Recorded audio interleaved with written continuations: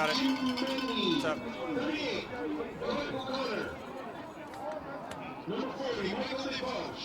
Number 50, Ryder Ali. Number 51, Lucas Boni. Number 52, George Bill Jr. Number 53, Danielle Serrani. Number 55, George Lamat. 56, Matthew Russell. 59, Alex Fletcher. 60, Megan Giovanni. 62, Samuel Gauthier. 64, Jeffrey Galambea.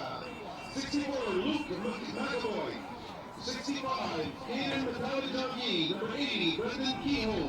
81, Aiden Head. 82, Jeremy Mara. 83, Jacob White. 87, Ben Baptist. 99, Owen Hooker. Head coach Julian De Silva and the rest of the Cumberland Panthers coaching staff.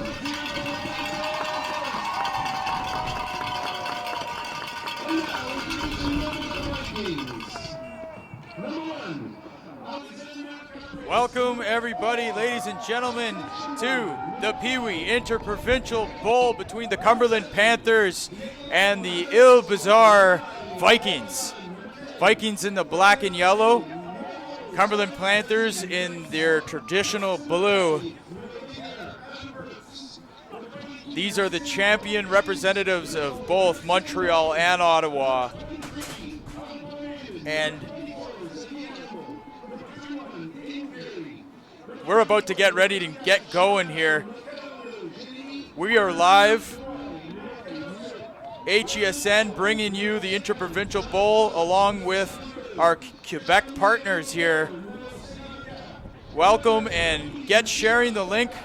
Let's promote this football. This is the best football teams at the Peewee level in Eastern Ontario and Quebec. This is a big city here, Montreal, 3 million people, Ottawa around 1 million, and we've got some great football. The first Mosquito game saw the Nepean Eagles get down 62-0 against 76-0 in the first bowl game. So that's an indication of the strength of these Quebec teams, but everyone knows how strong Quebec football is. The Panthers at the Peewee level getting ready to show them that, hey, Ottawa's got some pretty good football too. We're going to have O Canada here as we start to get this game shared. You can help us, obviously, right now by sharing the link on your personal Facebook profile and sharing the link and tweeting it out from YouTube. If you're watching on YouTube, welcome. Use the chat. And if you're on Facebook, we welcome the chat as well. Keep it respectful, obviously, always. We're going to have O Canada play as we see both teams at the 50-yard line facing each other, getting a look, sizing each other up. The Cumberland team looks to have a lot more players on their bench that they're going with. That might come in handy in terms of being able to use different packages and have, rested players come in to run the ball. But if there's any indication of how good football is here in Montreal, it was that Mosquito game. Our Nepean Eagle champion really could not compete in that one.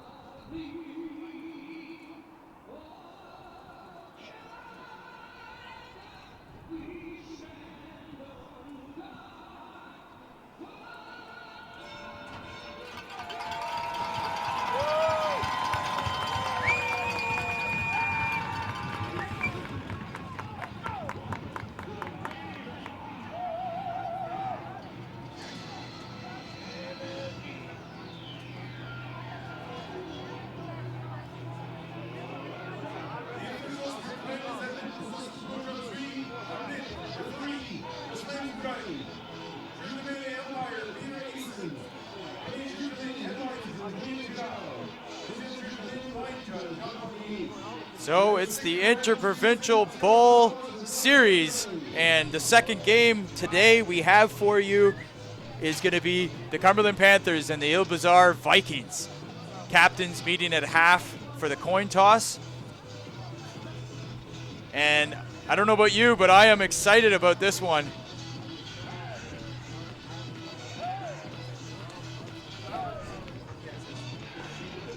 I'm Jesse Card, live with HESN. This is a special presentation of championship Inter-Provincial Bowl games that were introduced last year.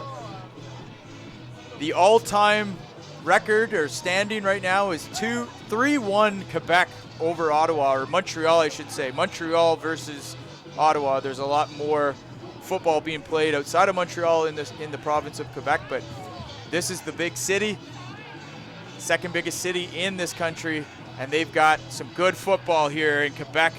And as Ottawa audience and fans, coaches and players watch on here today, we're going to see how this Peewee Cumberland Panthers team fares.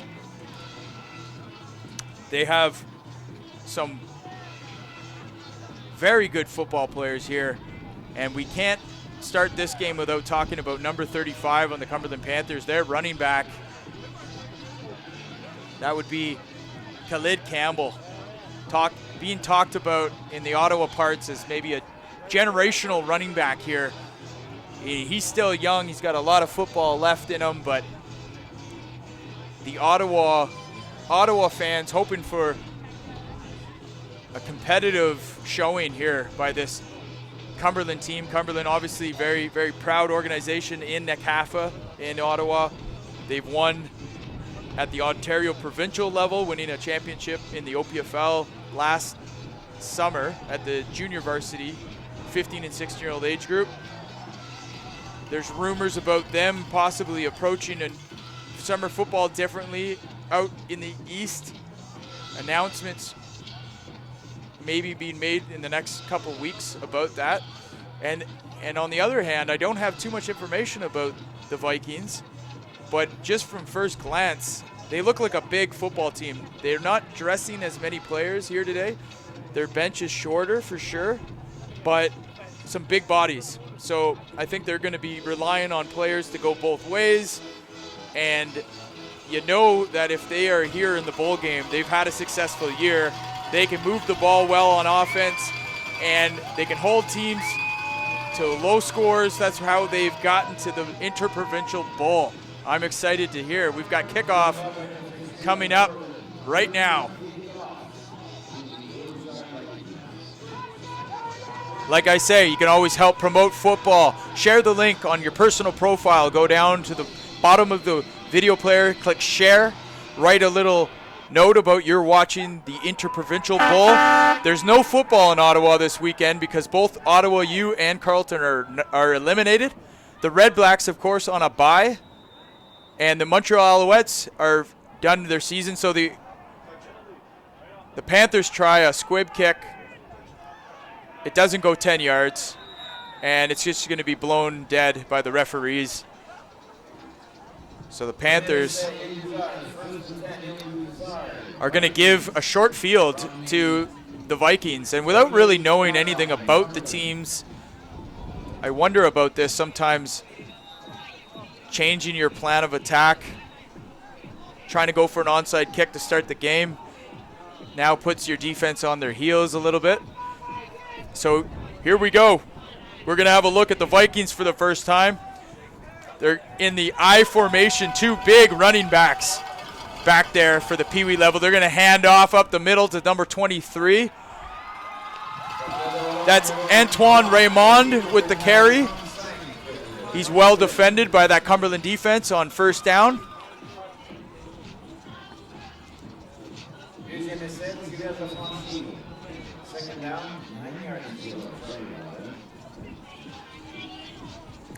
So it'll be 2nd and 8 or 9 to start this game. Here we go.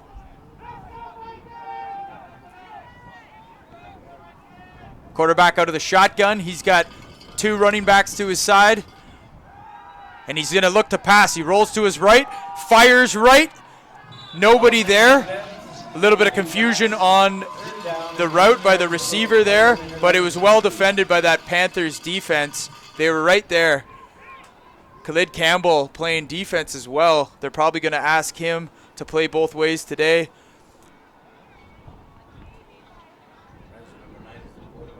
The Panthers also the Ottawa representative at the Bantam level next. They'll be playing the LaSalle Warriors.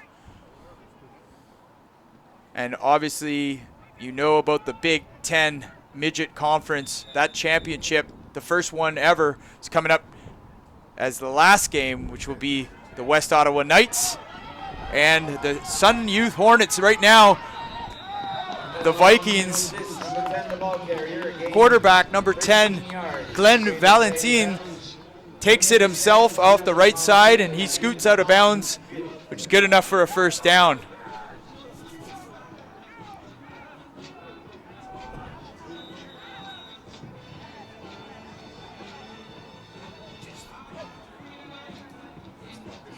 Let's have a quick look at that play that was good enough for the first down there. This is a mobile, looks like a mobile quarterback. He's tall, he's big, he looks like he's a bit of a receiver, but right now they got him playing quarterback for them.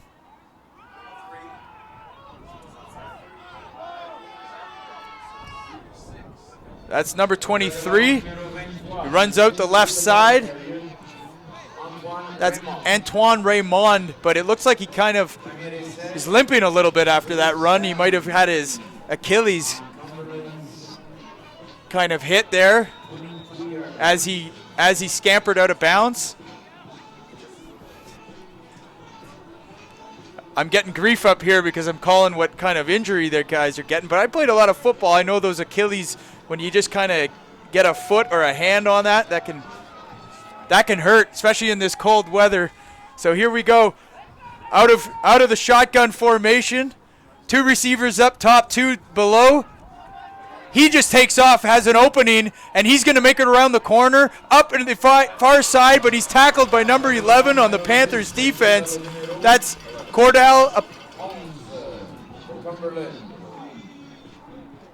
Eep. We're getting the pronunciations up here. That's their quarterback. They're also asking him to play on the defense. They're having, in this type of situation, in this highly competitive championship bowl level, you got to have your best athletes out there as much as you can. He's playing corner. I don't know if they saw maybe a matchup that they needed to put him out there on the weak side corner, but he's out there covering number 21.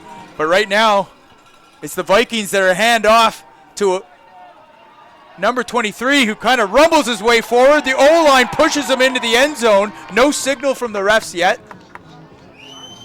I think they're going to put him down around the 1. But an exciting start. The Vikings have shown they can move the football pretty well. This is going to be a long day for both teams. So second down from the 1-yard line. Glenn Valentin as the quarterback for the Vikings. Now he's switching out. It's number 9 under center. He's going to push it forward. He doesn't get in, I don't think. The Cumberland Panthers D-line stuff him on the goal line.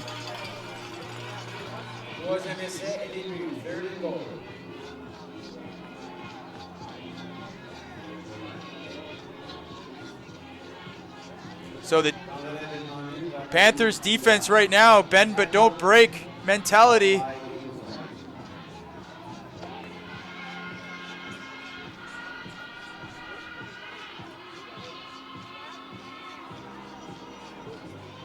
So that'll make it third down. Water goes out to the huddles. Let's have a quick look here.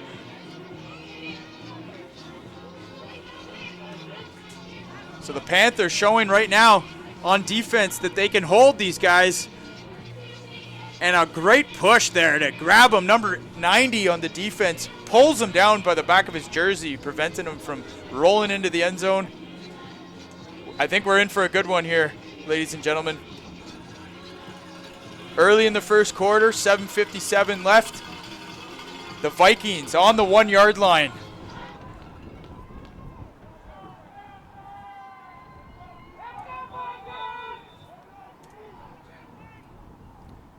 They're gonna fake the handoff and boot right.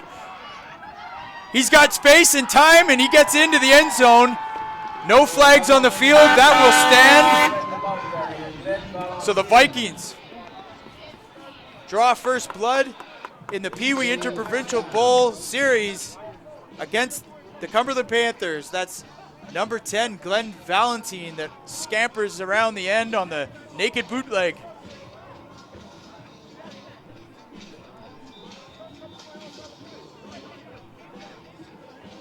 That's Valentine with the touchdown. He's probably going to be their guy that they need to stop.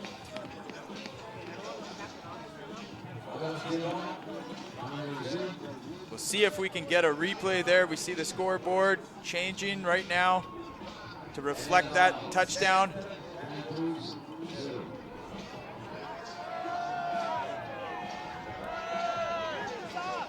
So 7-0 early on. Here's your replay of that touchdown. Valentine faking the handoff, rolling around. They did have him in the backfield. Number 38 came up to make the tackle, but couldn't take the right angle, and the Vikings are on the board. So the Vikings will kick off to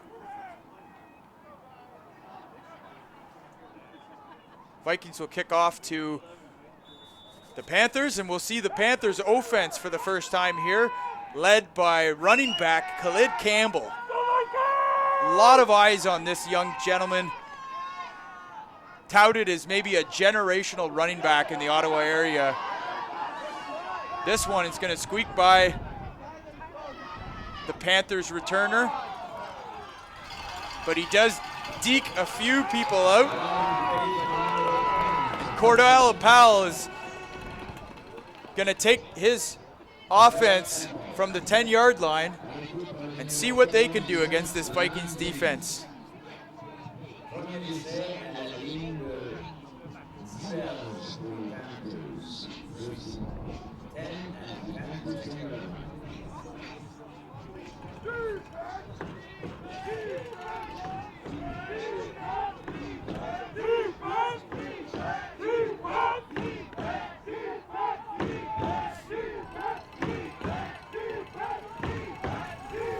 Seven 0 Vikings. 1st and 10 Panthers.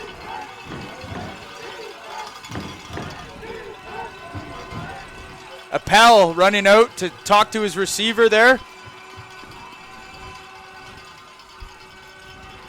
Khalid is spaced wide as that number 3 receiver, but still close enough that he could take a handoff. Now he's returning back behind and to the side of his quarterback, Appel. It's going to be a toss to Khalid. He makes a couple defenders miss, but then he's caught from behind. That's close to a first down for Campbell.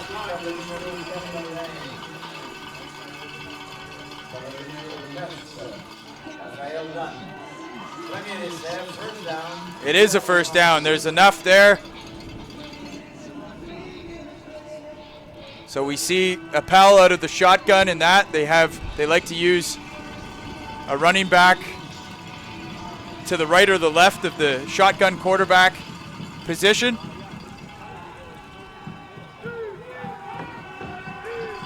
This is a big O-line they have here. That's why they've had so much success on the ground this year. It's led by that offense, that offensive line. Appel hands off to Campbell. Campbell tries to get out of trouble and somehow manages to stay on his feet. He's got a big gain, the first big gain for the Panthers, and he's not done yet. He kind of maneuvers his way for about 3 or 4 more yards and then is thrown out of bounds.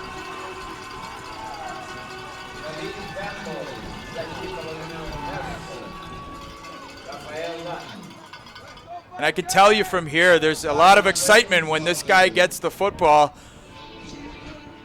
And the Vikings are going to have a game plan for Khalid Campbell, they're going to give it to him probably 35 times. We've already seen maybe this is I want to say the second carry for him. So the referees sorting out the call on the field.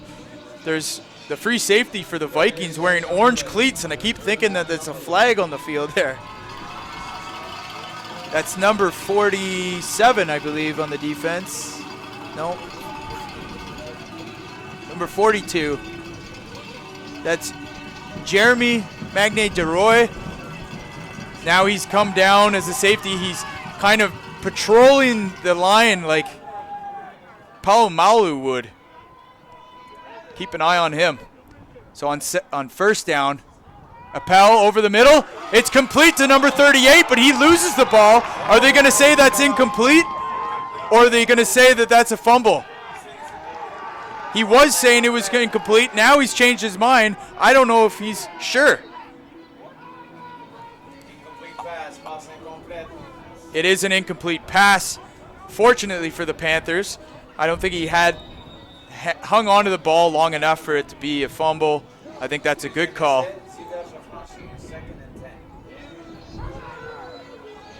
We'll have a quick look at that. Over the middle, yeah, and it just slipped out. That's a good no call by the referees. Back to live action. Second down. Appel tosses to Campbell off the left side. And a great tackle by number 10. Valentin, he's a quarterback. He comes up and makes that tackle for a no gain. So all over the field right now is Valentine, sorry. And that brings up third down for the Panthers. They're playing 4 downs today. In Ottawa, this Peewee level, they play 3 downs, but they're going to have an extra down to play with here. And that can inform the way that they call. Appel hands off to Campbell, and Campbell trying to get to the outside, but he has to cut it back up, and he's going to be wrapped up nicely by the Vikings defense around the 45-yard line. James on the tackle.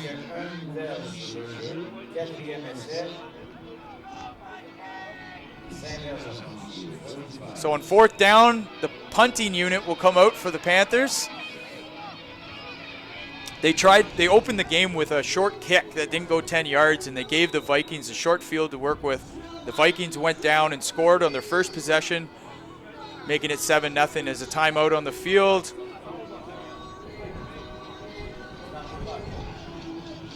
The clock stops at 4:13.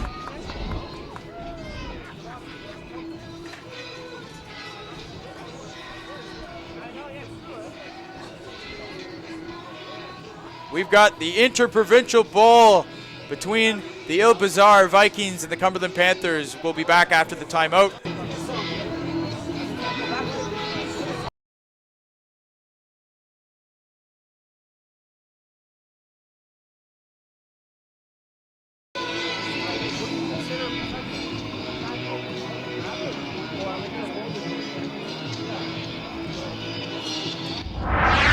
We're back.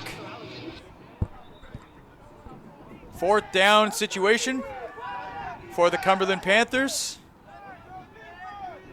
They were able to get 1 first down on their first drive on offense, but we'll see what they do here. Appel, not very far back. We'll see if he does kind of squib kicks it here. No, they're going to hand off to Campbell. They're going for it. Campbell finds some room off the left side, steps out of a tackle. He's got enough for the first down, reaches out, and looks like he slipped down there a little bit. Hopefully he's okay.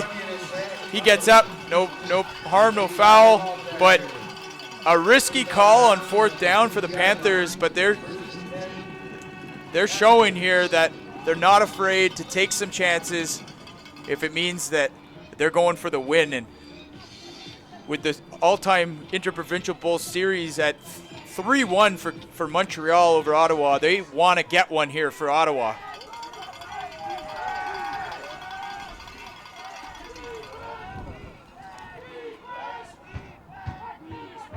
First and 10, it's going to be a pass. They're going deep and long, and it's just a little too far overthrown for the intended receiver, number 83 on the Cumberland Panthers. That's Jacob White, trying to hide him back there. He's a smaller receiver, but he's got great hands, and they were looking to use him early.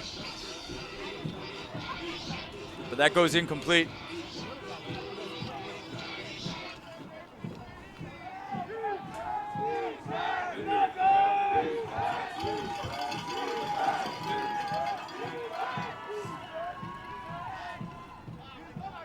The handoff up the middle is to Khalid Campbell. Khalid Campbell sidesteps his way.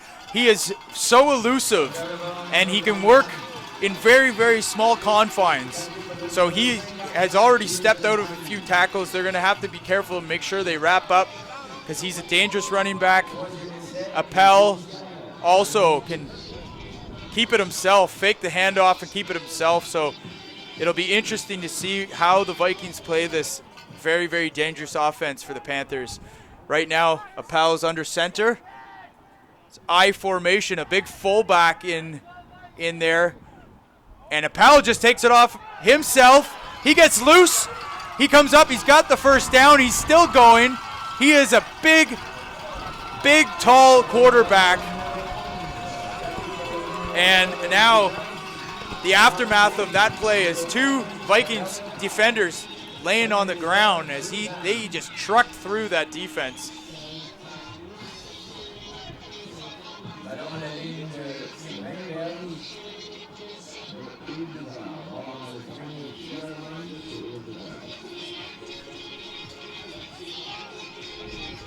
So there's an injury on the field. Let's have a look at that pass while we have time. We just got the tail end of that pass there, just overthrown from White, who is the intended receiver.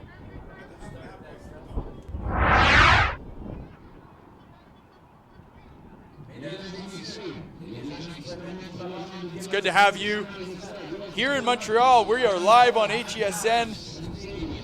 Jesse Card here with the entire crew helping with the QMFL people, the Montreal Regional Football League, executives and people helping here, and obviously a big shout out to my pal Evans, who's helping this go down. And we've got a full booth. It's a lot of fun up here. The only disadvantage we have here is that I don't have time between games to have some pizza, but we're gonna try to get that going at halftime here when we run some commercials. I gotta tell you, really impressed with the product that they can put out here. We saw that the St. Lazare Stallions are for real at the mosquito level. There's no like nice way to put this. They demolished the Nepean Eagles, and at that age, it's about the experience. They're gonna all move up to the Peewee level, but now what we're watching here is some real football at the Peewee level. These kids have identified themselves as serious football players, and these are the two best teams we're watching around. Appel hands off to Khalid, who fumbles the ball. They're going to turn it over to the Vikings. So the first big turnover, and Khalid is holding his head. Cannot do that in this type of game.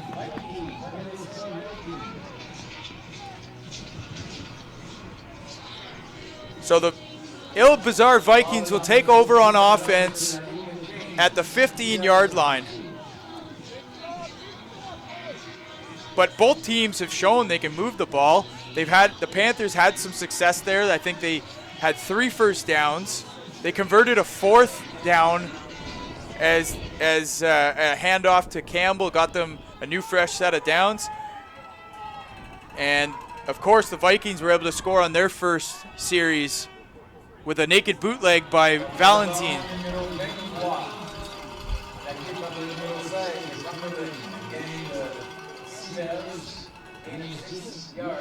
2 minutes left in the first quarter.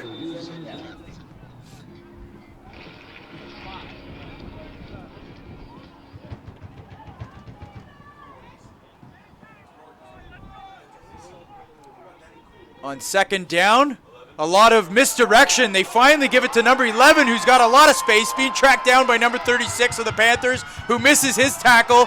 He's still free and going. Number 38 brings him down.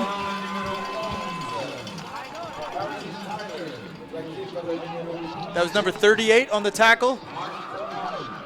Clark O'Connor made the tackle, but a well-designed play there to get number 11. That's Tyler Pazin, who got free and got the edge.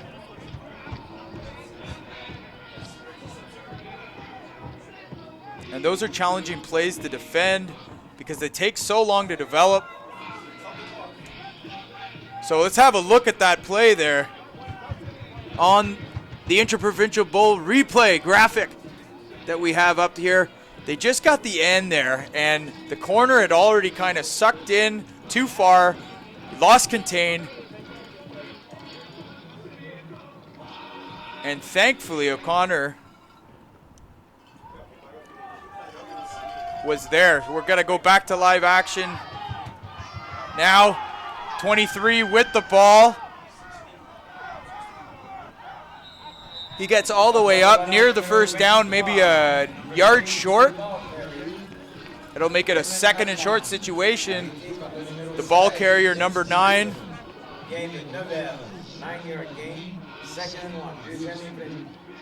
That's Raphael Dunn on the carry. And he looks like a running back.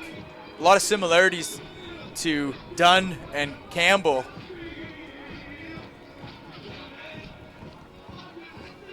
So 2nd and a long 1 yard for the Vikings.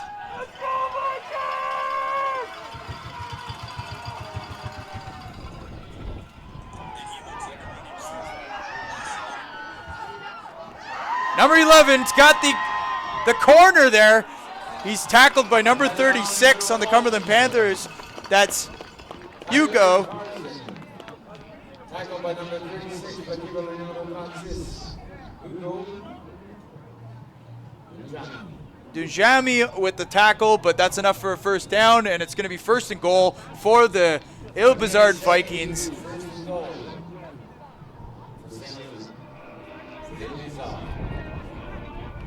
That was Tyler, is that Tyler Pazin with the carry? Pazin. Right now, Valentine hands off to number 23. That's Antoine Raymond again on the carry.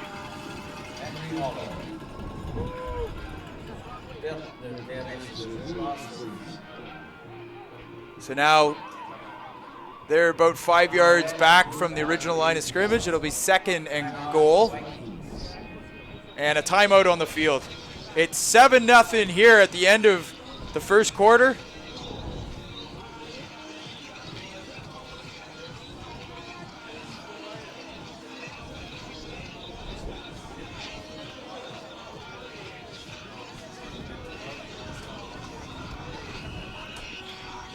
Be sure to check into HESN live weekly football show. We're going to keep talking football all winter. We're going to see what the matchups are, what kind of players are moving up to Peewee and to Bantam, and then what type of teams are going to be in the Big Ten again next year. We will see the conclusion of the Midget Big Ten is tonight at 7 p.m. as the West Ottawa Knights will take on the undefeated Sun Youth Hornets in a highly anticipated football game there. And this one we have right now starting the second quarter is a good one in its own right. Vikings Panthers. We've got your call all afternoon.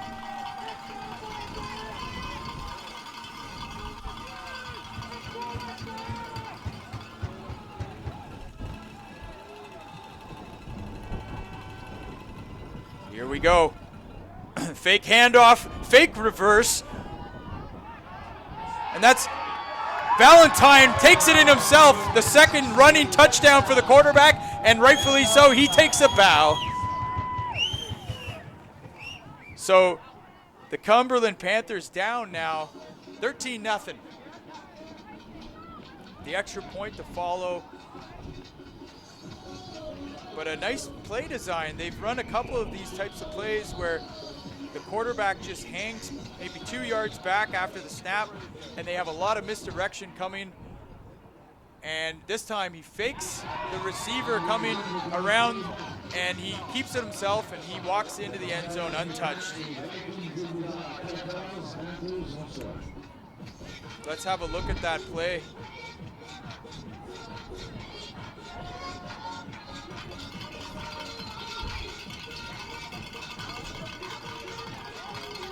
Noticed a few bad angles, pursuit angles by the Panthers defense so far. They're going to need to get that corrected because there is a defender there that's able to make the tackle.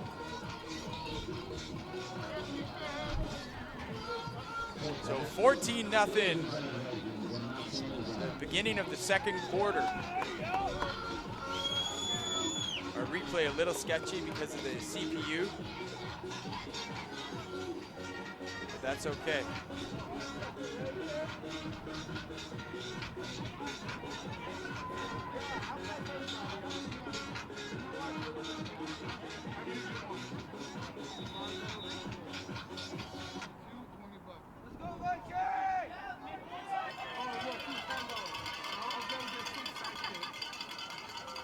The ball falls off the tee.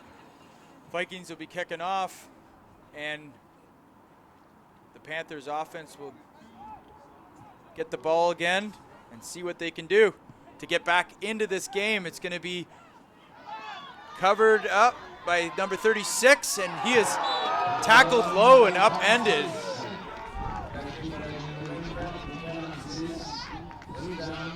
So Panthers offense will take over around the 44-yard line. They've got a whole quarter to work with here.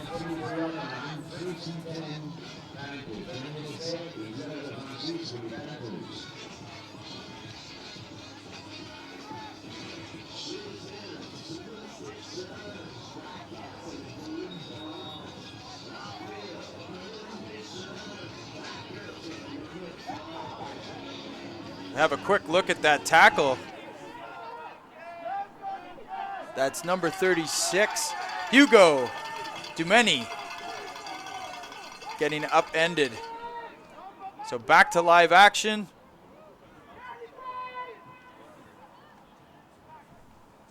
It's a handoff up the middle to Campbell, and Campbell gets 5 or 6 yards before he is tackled.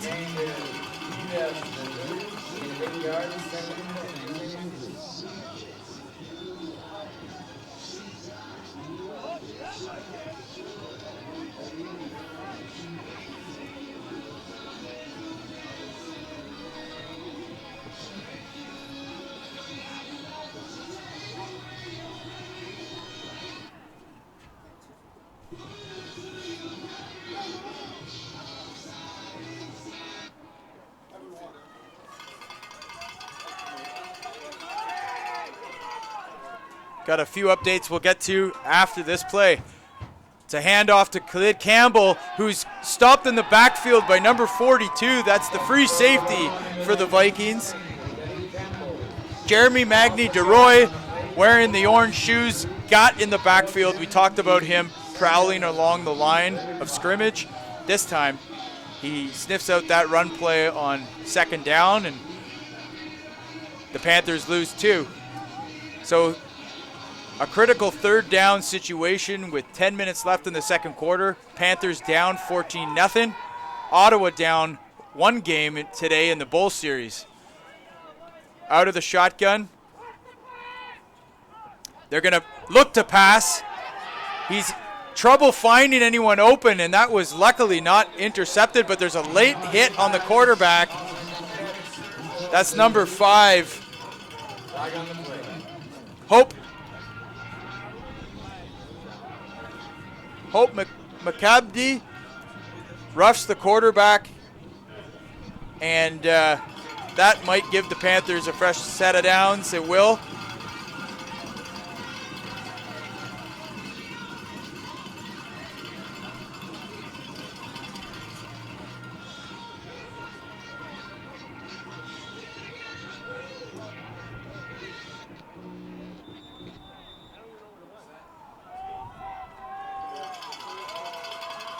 Here we go. 1st and 10 now with the Panthers after the roughing the quarterback call. A little bit of movement on the line. That'll be, I believe, offensive procedure.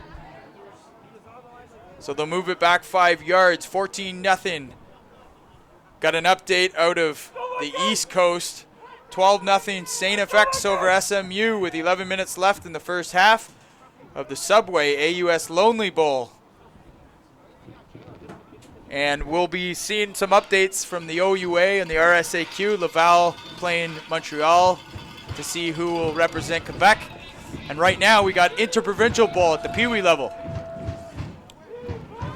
So 1st and 15 for the Panthers after the offside. Number 15 for the Panthers out of the shotgun.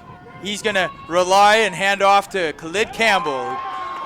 Goes up the first, and he's awkwardly tackled after 5 yards, so they get back to the original line of scrimmage at the Vikings 50-yard line.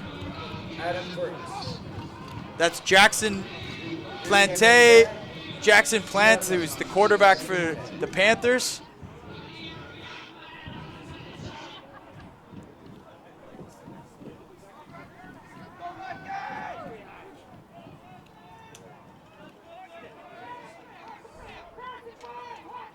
And the Panthers are going to pass. They look for the screen to Campbell. Campbell's got it. He cuts up, and he buys himself some room, and he's free into the open. I don't think he's going to get caught. He's going to find the corner, and Khalid Campbell. Touchdown. Cumberland Panthers, they're back in this game. And what a nice move that was. He's so good making those backfield cuts, as we've seen all season, but Khalid Campbell gets his team on the board.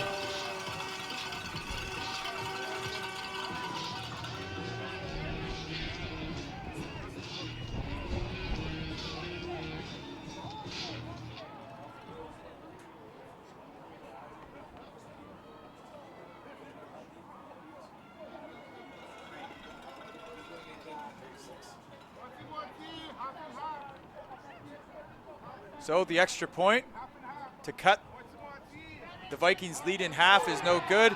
It'll be 14-6, Vikings over the Panthers. Let's have a look at that huge home run touchdown by Khalid Campbell. It's a screen pass, well designed.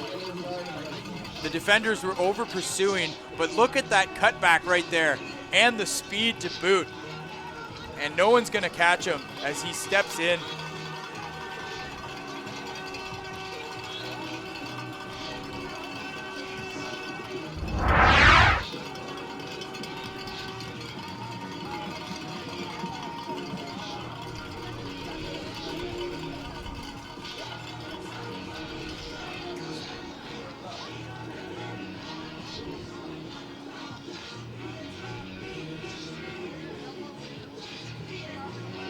So 8:41 left in the first half.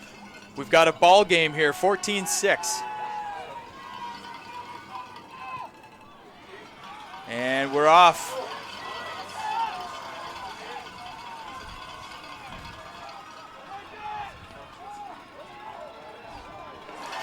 So, good special teams tackle made by the Panthers. And this ill-bizarre Vikings will start around their 10-yard line.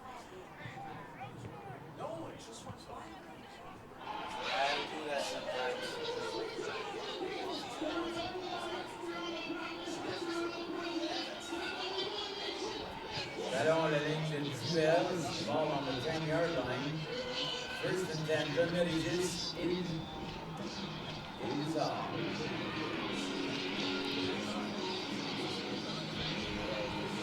So this is, I would say, a pretty important defensive series for the Cumberland Panthers.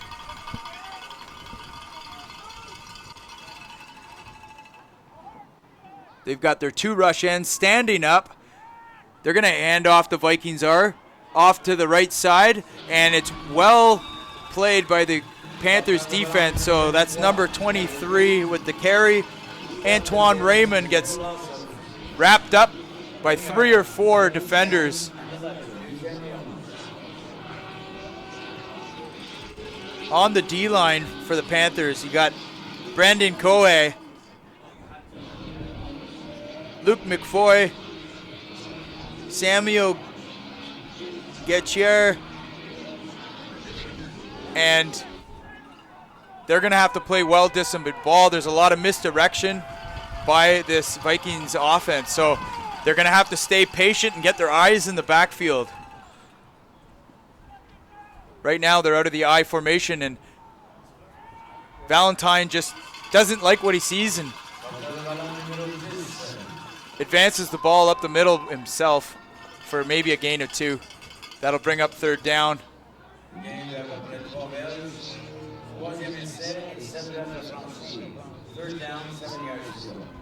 So if the Panthers can stop them here and get the ball back with 4 or 5 minutes left, they've had some success with Campbell. He hasn't been able to break anything too big, but then that screenplay opened things up.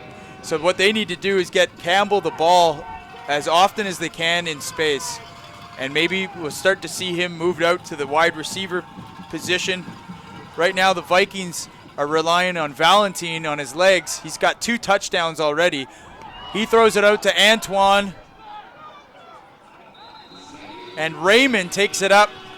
Not good enough for a 1st down, so that'll bring up 4th down for the Vikings and decision time.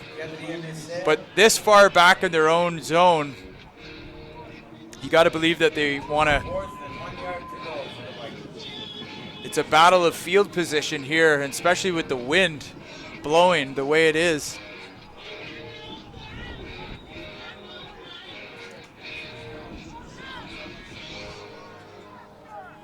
For those of you watching around the 2 provinces, thanks for joining us here. These are the future stars of Canadian football. At the Peewee level, some great football being played here. And this is going to be a strategic chess match here today, you can tell, as they come out to measure that last carry by Antoine Raymond.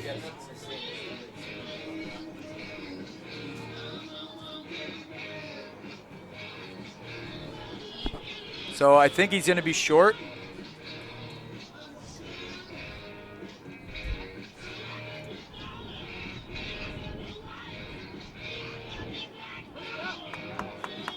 Yeah, it's going to be a little short.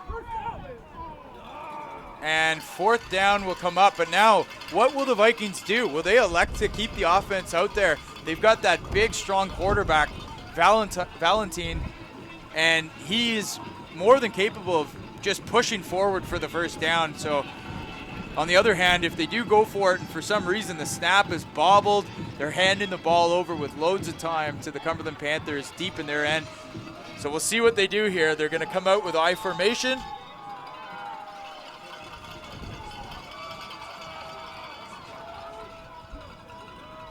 And they're going to actually elect to go wide, and they do, and they break it up the middle, and they get a huge gain out of it. And he's going to score on 4th down. Wow. The Ilbazar Vikings go for it on 4th down. Are you kidding me? And the Panthers would want to have that one back. Unbelievable.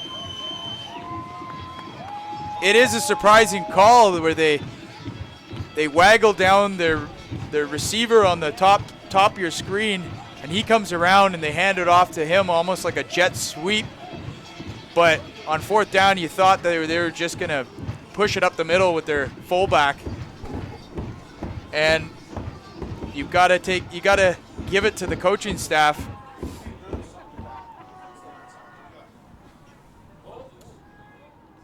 And they go for it and they convert the 2-point conversion,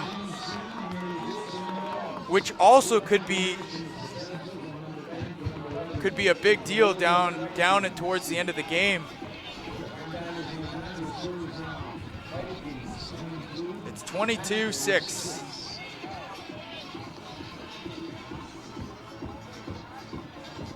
It looked like the Panthers had them on 4th down. It was less than a yard short. and they converted on a third down closer to their own goal line earlier on this series, and then they convert on fourth down and they score a 60-yard touchdown.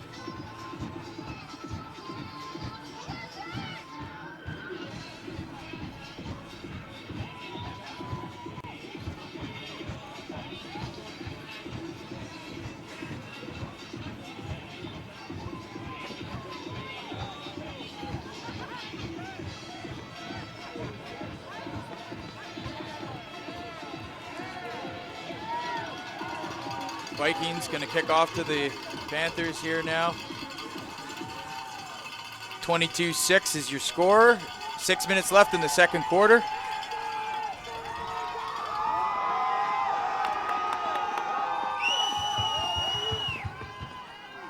And it's going to be a short squib kick.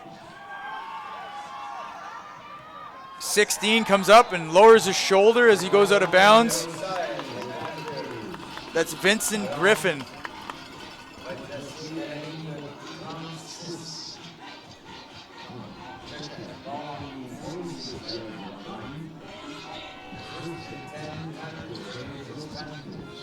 So the Panthers still have lots of time here. They probably want to get on the board again so that they can cut this lead. It's apparent right now that the Vikings can score. So they're going to put up some points here today, and it's a matter of keeping pace for the Panthers with this team. So 1st and 10.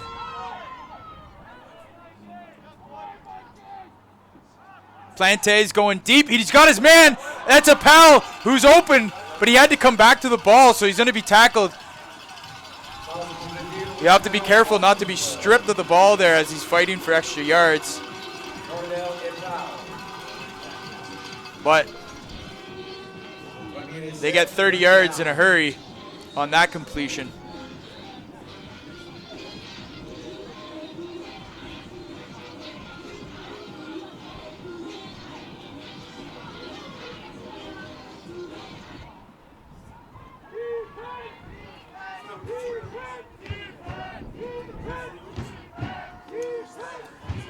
First and 10 again.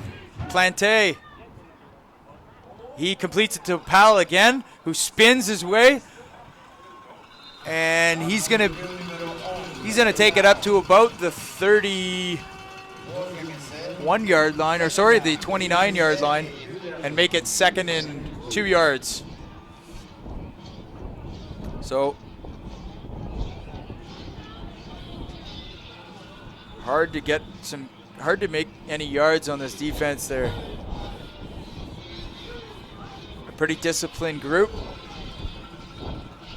And they like using that safety and walking them down on the line for contain. They know that the toss left and right is still a big part of this offense's game. And right now they're going to hand it off up the middle to Khalid, who cuts back. He gets open. And he's got the first down. He's tackled by number 23, Antoine Raymond, the running back, playing defense.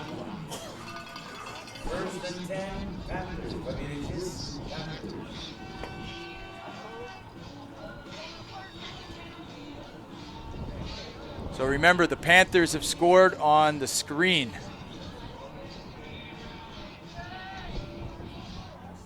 They've tested the Vikings deep a few times. We'll see what they do here. Plant out of the shotgun. Khalid in the backfield with them. They're going to hand off to Khalid. And Campbell makes a nice cut, but then is tackled low by number 9 on the Vikings. Raphael Dunn with the tackle. And that sets up the Panthers in position to score 2nd and 5. They can still get a first down without scoring. And we'll see. 2 run plays in a row.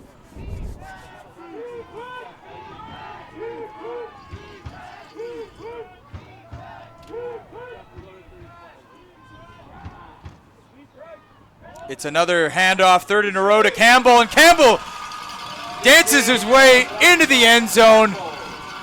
That's 2 touchdowns for Khalid Campbell, and the Panthers are hanging around in this one.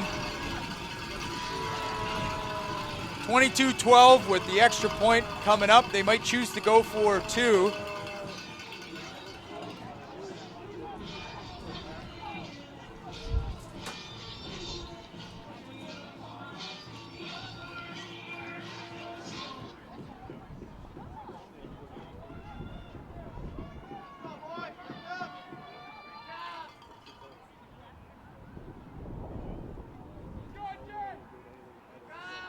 So they're gonna pass it. They fake the handoff and they go up to their tall receiver,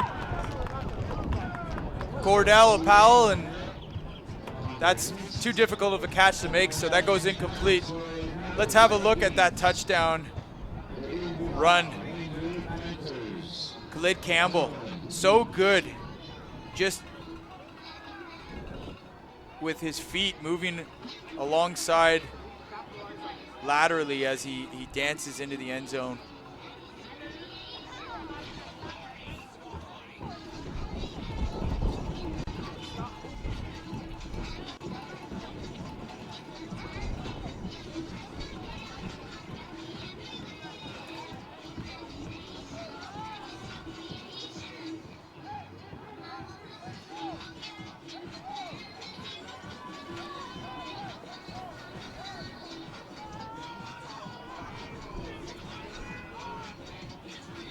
.316 left in the half. 22-12, the hometown Il Bazaar Vikings up over the Cumberland Panthers. And here's the kickoff. And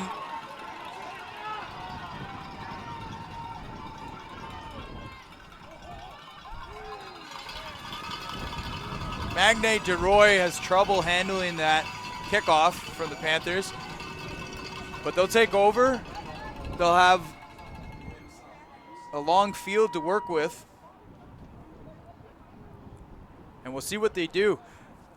Remember the last time they were out there, they converted a 4th and inches, and it went for 60 yards on a touchdown as they brought the receiver around and ran him on a jet sweep looking run. This is very much a running team. You can't let them get outside, much like Khalid Campbell on the other side.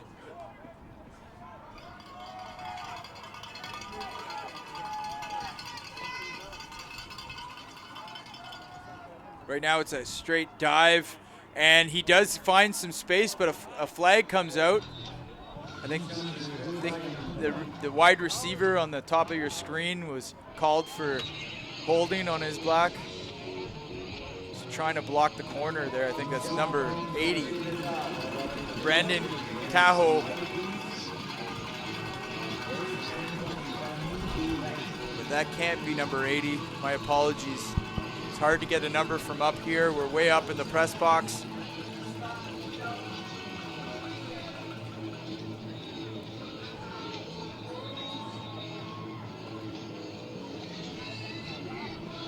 The 2018 Inter-Provincial Bowl at the Peewee level.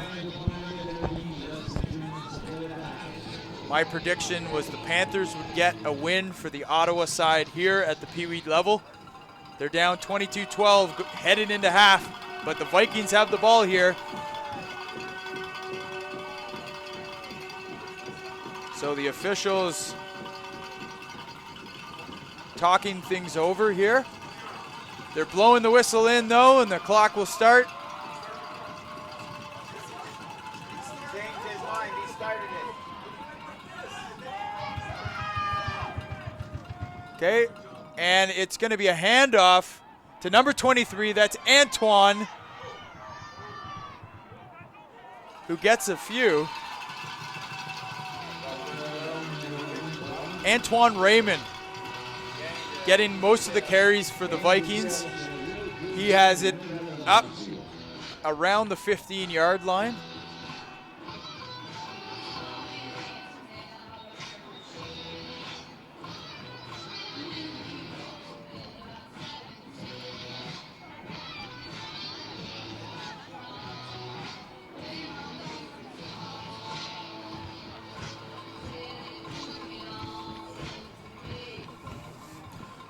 And 2nd and 9 here. Vikings out of the shotgun. And Valentine trying to get outside again. He is wrapped up by 16, but then he steps out of the tackle, and now he's cutting back towards the midfield, and he's all the way up. I think he's got himself a first down easily. And that's all Valentine. Glenn Valentine.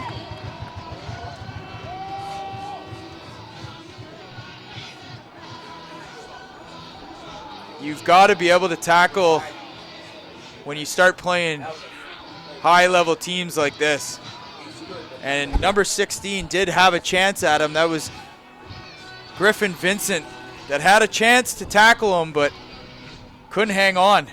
If we have a quick look at that one again before we get back to live action.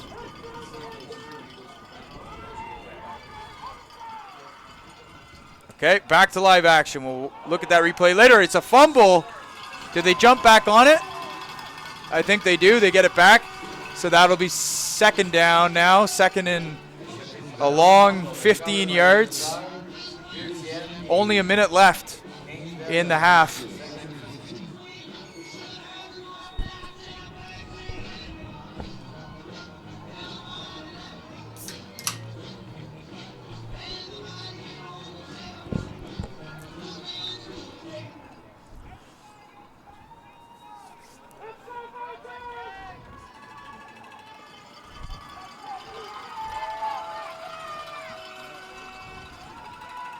Valentine goes deep. It's well defended, no call. It was an underthrown ball, and both the receiver and the DB were coming back to it. There was a little bit of incidental contact, but no flag on the field. Good no call by the referee.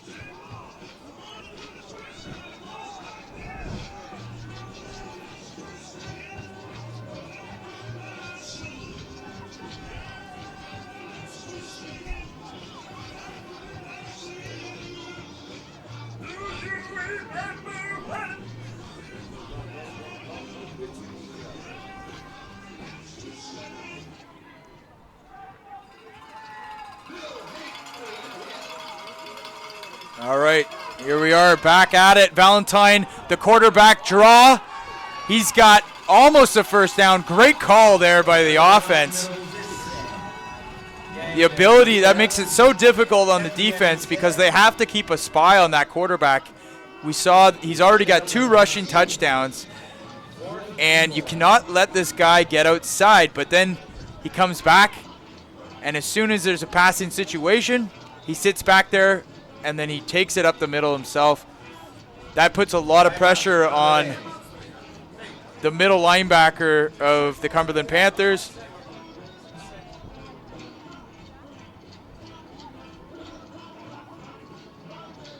We'll be back after this timeout, after a short commercial break.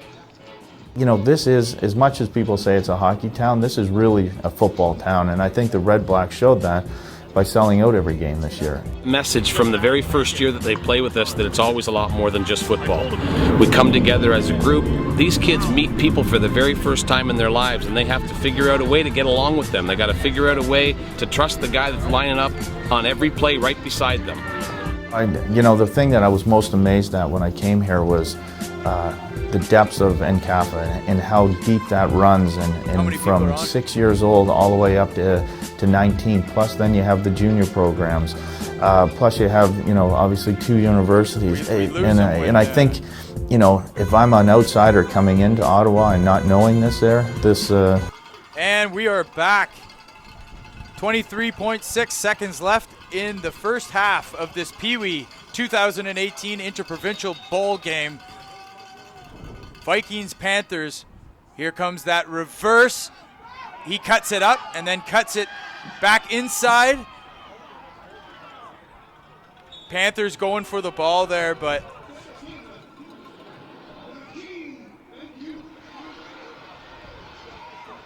that's another first down for the Vikings. They'll have a couple more cracks at it.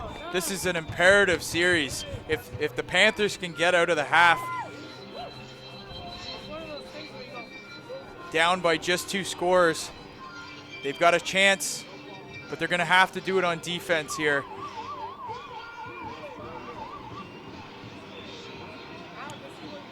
And I can tell you right now, number 34 on the Panthers, that's Julian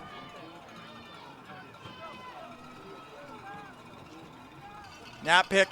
He's got to see that receiver coming around because they like running that type of reverse, and he's got to call that over. They might want to think about going into zero coverage and having that halfback follow that receiver across to make sure that go tackle him on the other side of the center. But that is definitely a go-to play for this Vikings offense.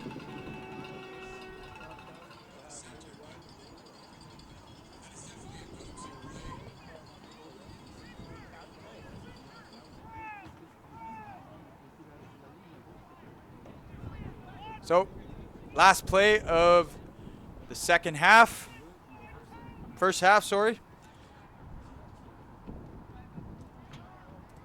And Valentine is just buying time in the backfield. He finally throws it. He's got an open receiver that is dropped by number 11, Tyler Pazin, and that will end the half.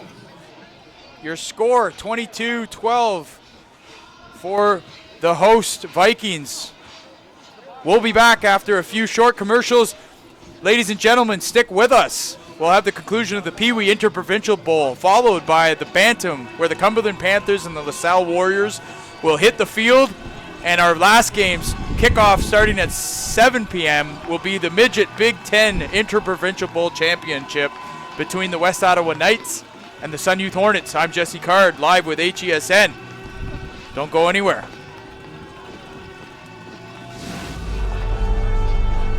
The House Edge Sports Network welcomes you to the following presentation of the National Capital Amateur Football Association.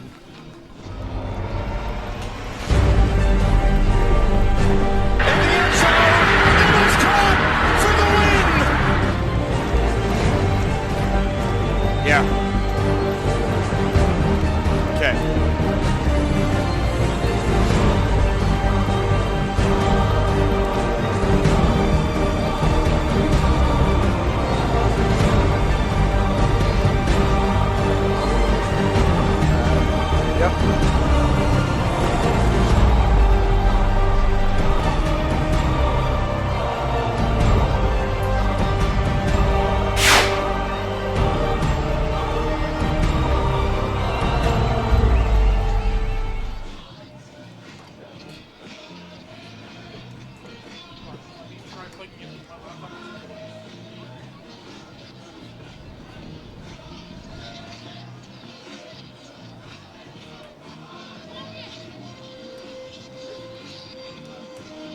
It was working though, right?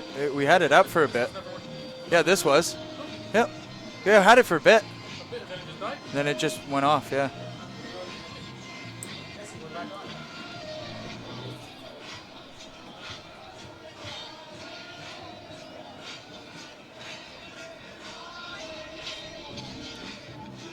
We know there's a ton of talent in the city of Ottawa, and we don't feel that it gets its due. Football, really, it's a microcosm of life in a lot of regards. That drive that you talk about that a lot of athletes have, that's applicable to all aspects of life. If we could reach 8 out of 10 kids, as opposed to just maybe 2 or 3 finding it on their own, then I think we're doing a good thing. And maybe more kids will go on to finding some other opportunities and will gain some additional self-esteem along the way. And in some kids' lives, that could mean all the difference.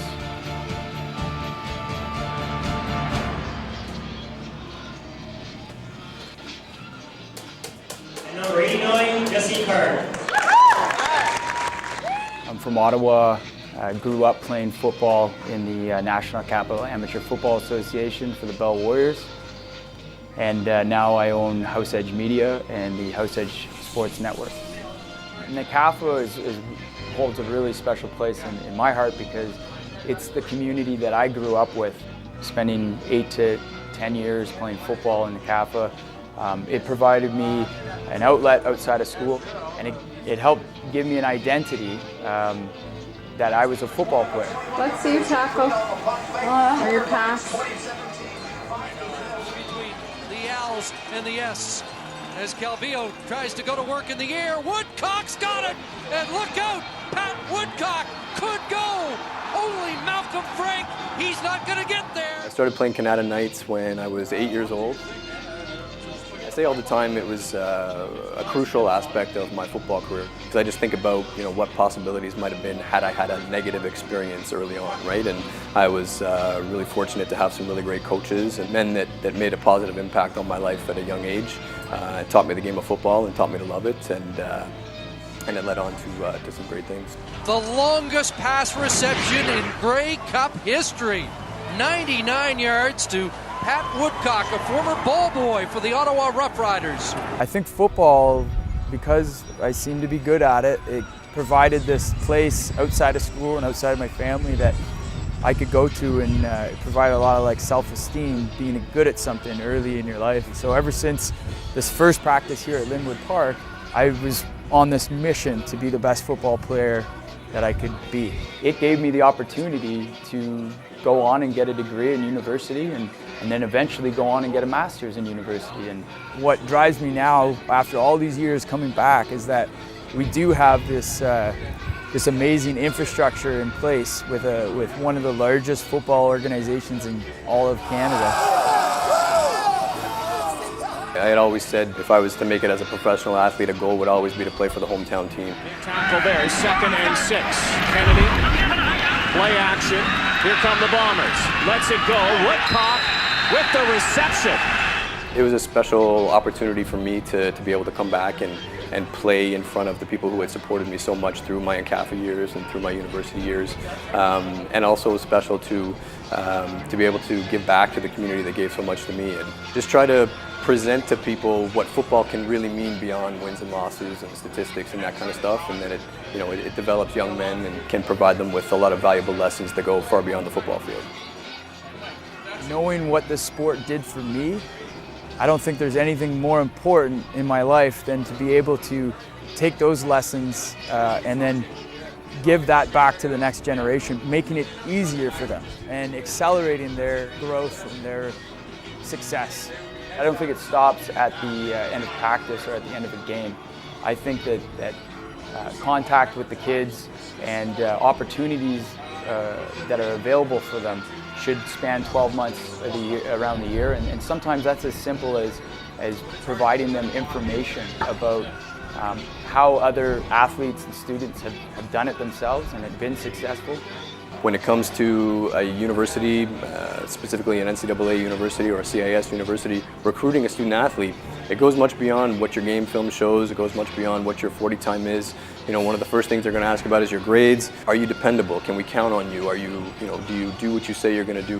What I've noticed about, growing up, moving away from Ottawa and then deciding to come back and live here is that sports have defined my life. And now having a pro football team in the Red Blacks, being able to walk to the game down the streets, now we have that again in Ottawa, and there's so much pride for the people that are interested in the game of football here in Ottawa. We know there's a ton of talent in the city of Ottawa, in football, but in a wide variety of sports, and we don't feel that it gets its due.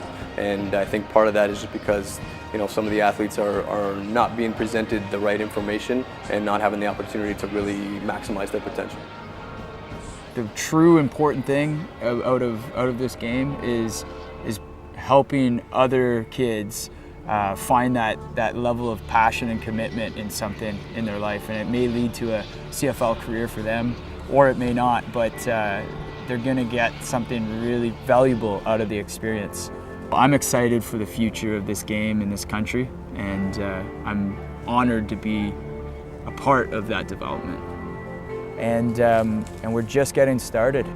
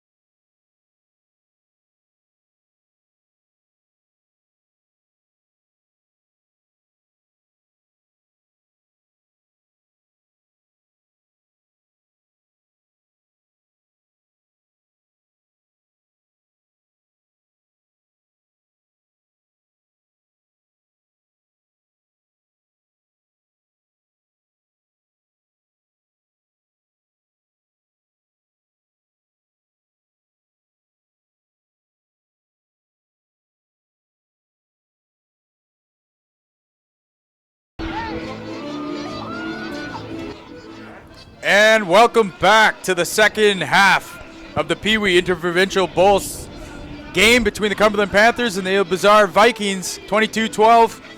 Vikings up over the Panthers. We're going to have your kickoff shortly.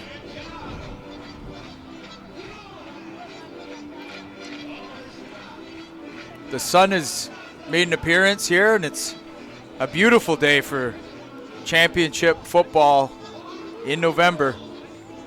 We're live from Montreal. I'm Jesse Card with HESN Live, a special presentation of a partnership between the Montreal Football Leagues, the Montreal Regional Football League, the Quebec Bantam Football League, and the Quebec Midget Football League, together with NCAFA to bring together these high-level championship bowl teams playing each other.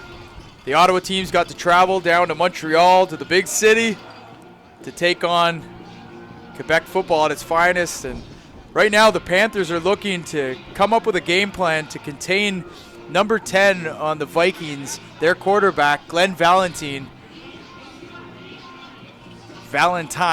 and he's got 2 rushing touchdowns. Khalid Campbell's got 2 himself. No surprise there that those are the 2 guys. The Panthers scored on a screen, and it'll be interesting to see what the defense does to stop this team.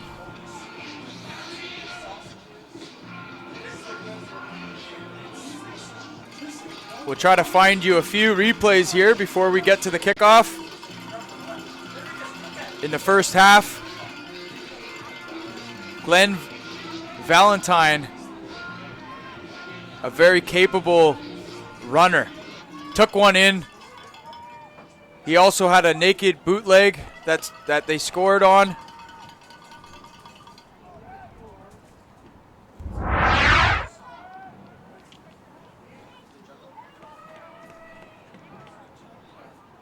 So here we go. The Vikings will kick off to the Panthers to start the second half.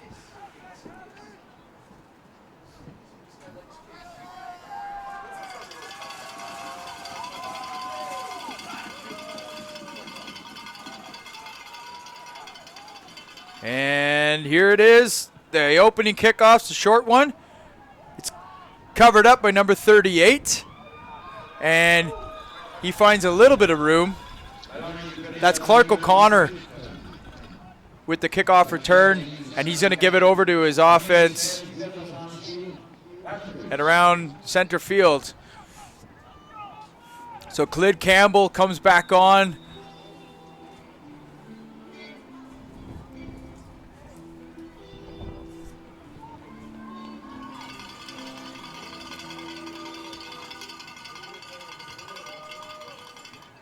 Jackson Plante out of the shotgun for the Panthers. He's going to look to pass on first down. They run the screen again. They scored on it in the first half, and Khalid Campbell's got the first down. And more.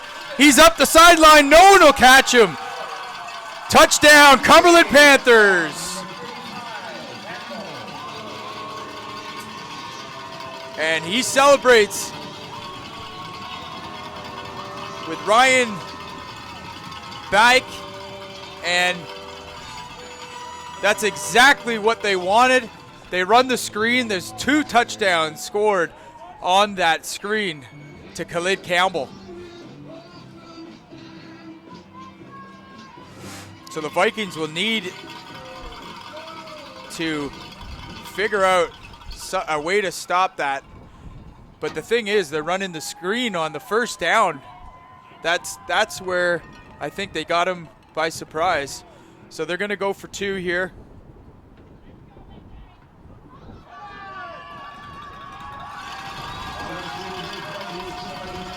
And they will put on the 2-point conversion there. So the Panthers right back in this game.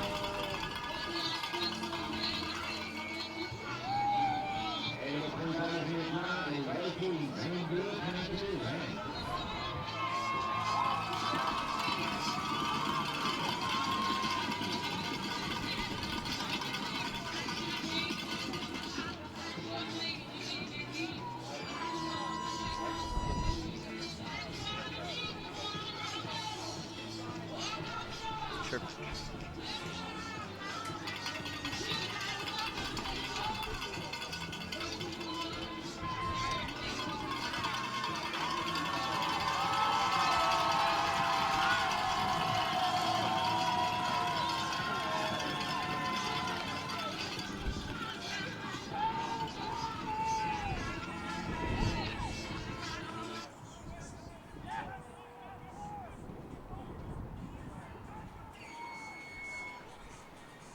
So now we got a football game here, ladies and gentlemen. 22-20. The Panthers will kick off and then get to work to try to contain Glenn Valentine and the Vikings offense. The Vikings uniforms look really similar to the Sun Youth Hornets, wearing the black and gold. And there's the kick. Falls around the 30-yard line. It's picked up by number 11 of the Vikings. That's Tyler Pazin. We've called his name quite a few times already here. But Pazin takes the ball up to about the 37-yard line, and that's where the Vikings will begin scrimmage.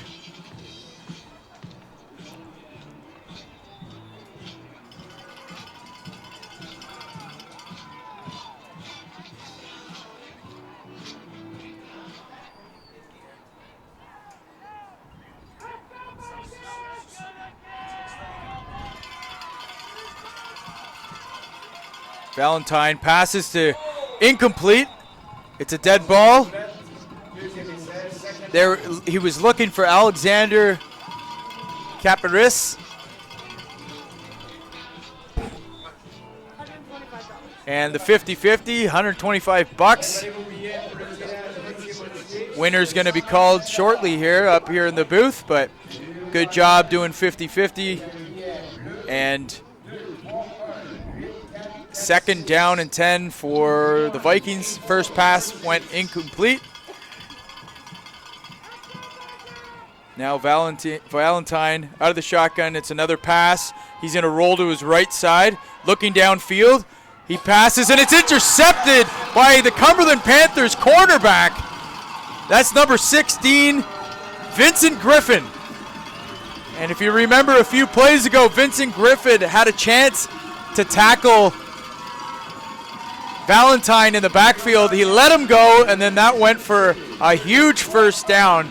So he redeems himself with a critical interception to give the Panthers offense the ball back, and in a position maybe to take the first lead of the game here if they can score on this set of downs. Jackson Plante hands it off to Campbell, who follows his blocker, steps out of a tackle, and he's got space. Receivers blocking for him downfield, and he rolls and spins way out of bounds, but another huge play by Khalid Campbell.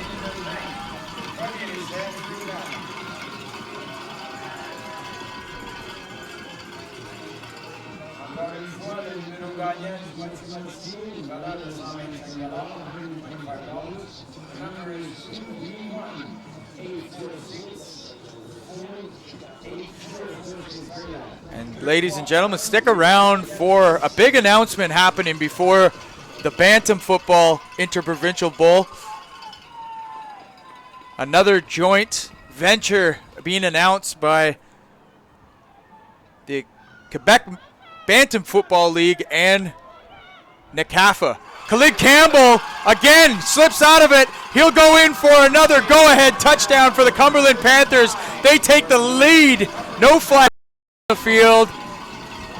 And Khalid Campbell and that big Panthers offensive line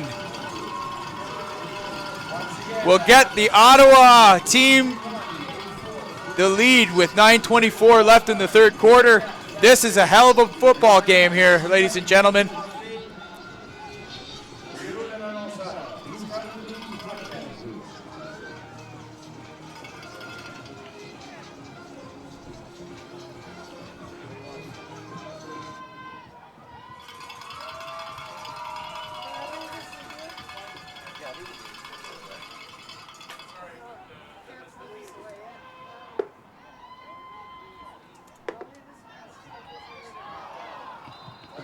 So the 2-point conversion goes incomplete. They're looking for number 11, Cordell Powell, but it was well covered. 3-4 defenders next to him. 26-22, Cumberland Panthers on top of the host, Il-Bizarre Vikings.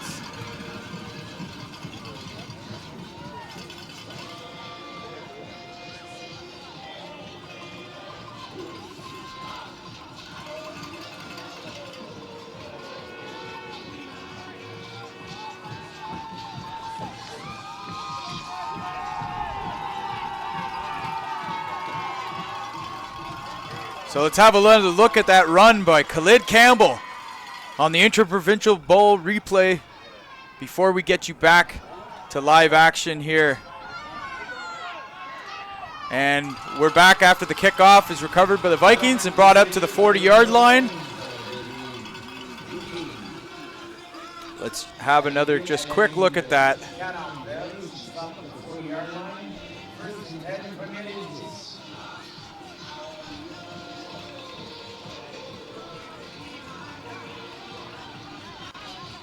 This is the play that got the Panthers back and to take the lead for the first time.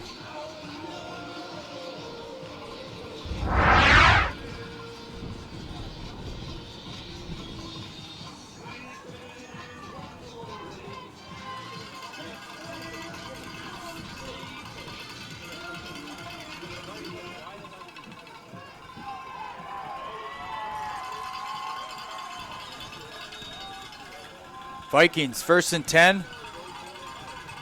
Valentine hands it off to Antoine. Antoine Raymond with the carry. He gets 6. That'll set up 2nd and 4 for the Vikings.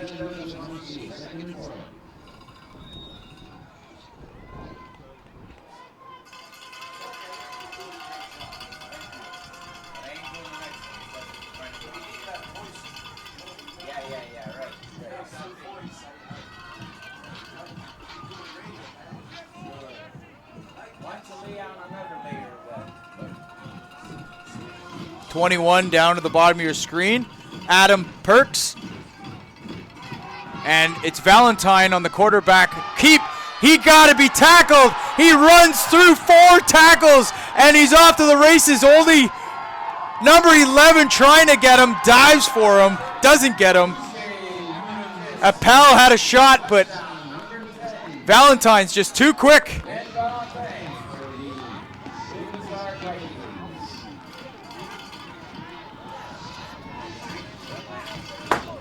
And these are missed tackles right now by the Cumberland Panthers.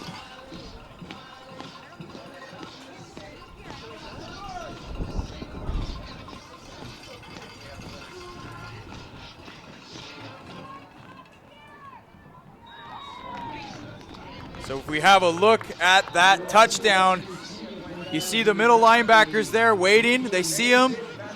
That's 1, 2 missed tackles, a bad angle by the middle linebacker, 3, 4 or 5 missed tackles on that play, allowing Valentine open space to run free for the touchdown and put the Vikings back up on top.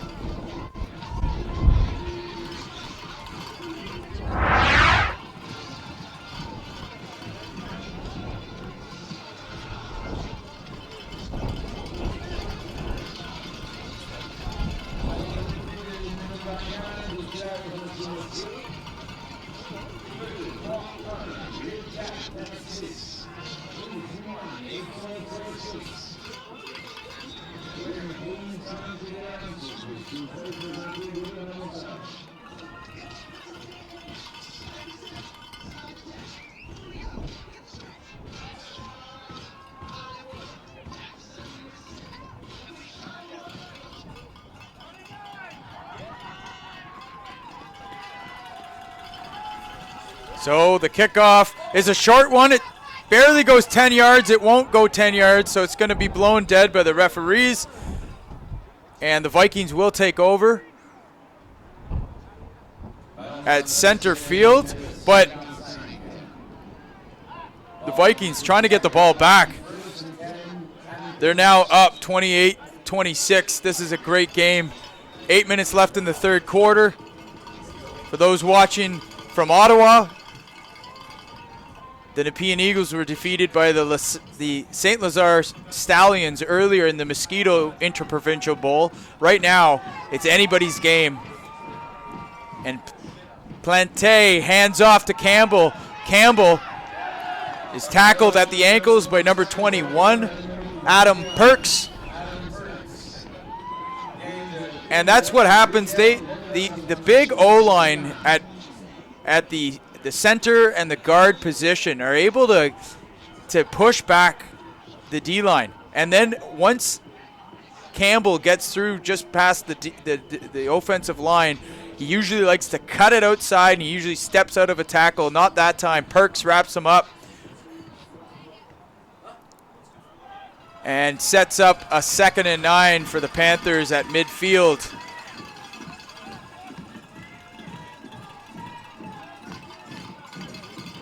Plante looking to pass. He'll pass out to number 5. The wide receiver makes a cut and then is thrown to the ground. But a player down on the field for the Panthers. Happened away from the play.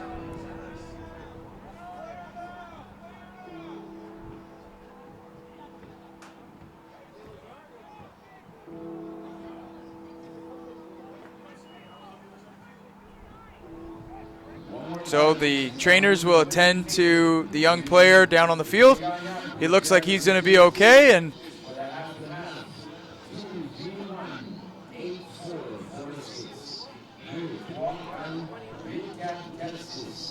we're going to take a short break. When we come back, more of the Peewee Inter-Provincial Bowl. You know, this is, as much as people say it's a hockey town, this is really a football town, and I think the Red Blacks showed that by selling out every game this year. Message from the very first year that they play with us that it's always a lot more than just football. We come together as a group. These kids meet people for the very first time in their lives, and they have to figure out a way to get along with them. They got to figure out a way to trust the guy that's lining up on every play right beside them. You know, the thing that I was most amazed at when I came here was the depths of NCAFA and how deep that runs, and from 6 years old all the way up to 19, plus then you have the junior programs, plus you have, you know, obviously 2 universities, and I think, you know, if I'm an outsider coming into Ottawa and not knowing this community of football, I think I'd be amazed at how much people care about football in this area. And you know, with 12,500 people at the TD place for the Panda game, I think it shows that there is a massive support here. Well, you consider the amount of time our young boys put into dedicating themselves to their team, to their sport. They've become greater than what they were when they started. It's phenomenal. They'll probably have the better part of 60 practices a year, an hour and a half of practice, so 90 hours worth of instruction. And there's not one player on our team that won't have any more. And we're back after the injured player for the Panthers is taken to the sideline. He walked off on his own. He'll be fine, and here we are with a 3rd down for the Panthers. It's going to be tossed to Campbell off the right side. He cuts his way out of a tackle, and he gets free for the 1st down, and he's brought down by number 21. That's Perks again, along with number 23. Raymond making the tackle with Perks, and another 1st down for the Panthers.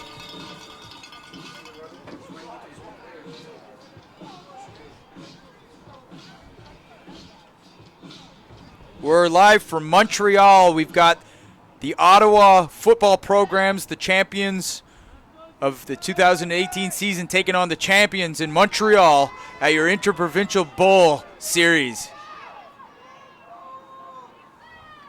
It's going to be a pass up, and his knee was down when he caught the ball.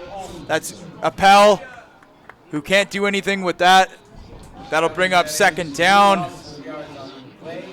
Second down.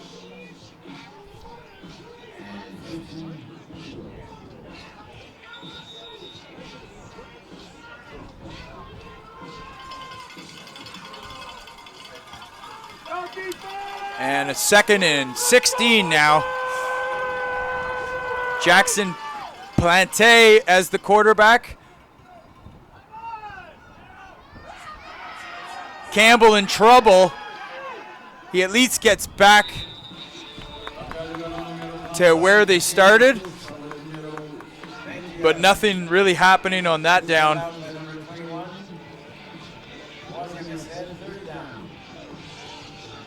So the head coach of this Peewee Cumberland Panthers is Julian Del Silva, and the defensive coordinator is Sean Baptiste.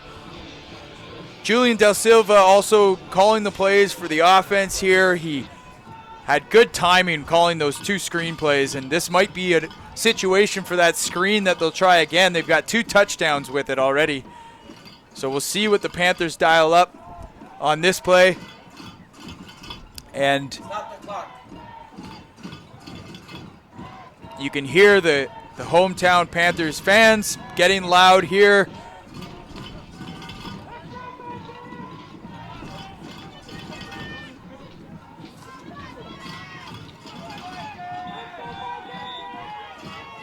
The head coach of the Vikings team, on the other hand, is Steph Fior. So the Panthers are going to try to go deep. He's going to let it go, and Campbell makes a great adjustment, but then drops it.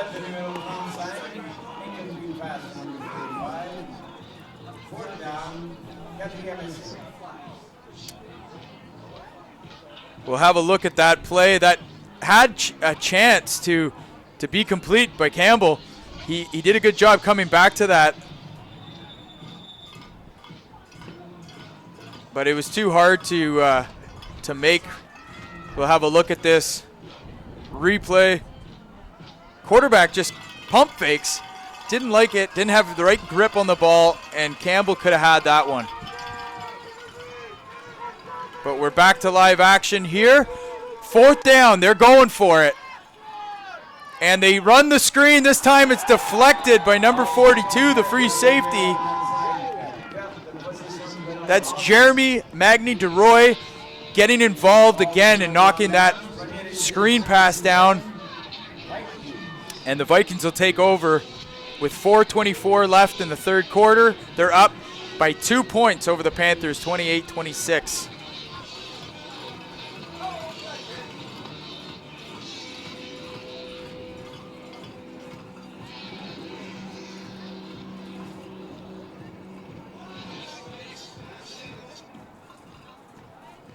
Stick around, because at the start of the next game, it'll be the LaSalle Warriors versus the Cumberland Panthers again at the bantam level, and there's going to be a big announcement made. But right now, it's Valentine that's in the open again. Campbell's the only person that can stop him, but he can't. And touchdown Vikings, they go up again.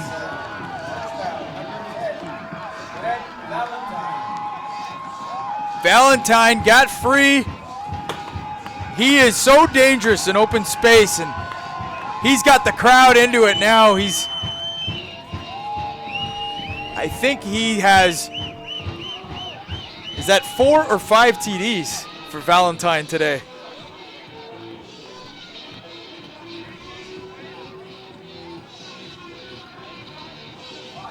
That's the 5th touchdown for Glenn Valentine.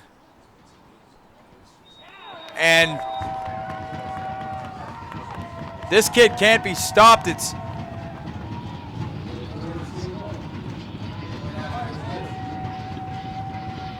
(34-26), the new score. Let's have a look at that last touchdown. He does it with his feet again. A missed tackle in the backfield, a couple bad angles, and maybe I would say a lack of effort there. And you just can't let this guy get in the open like that.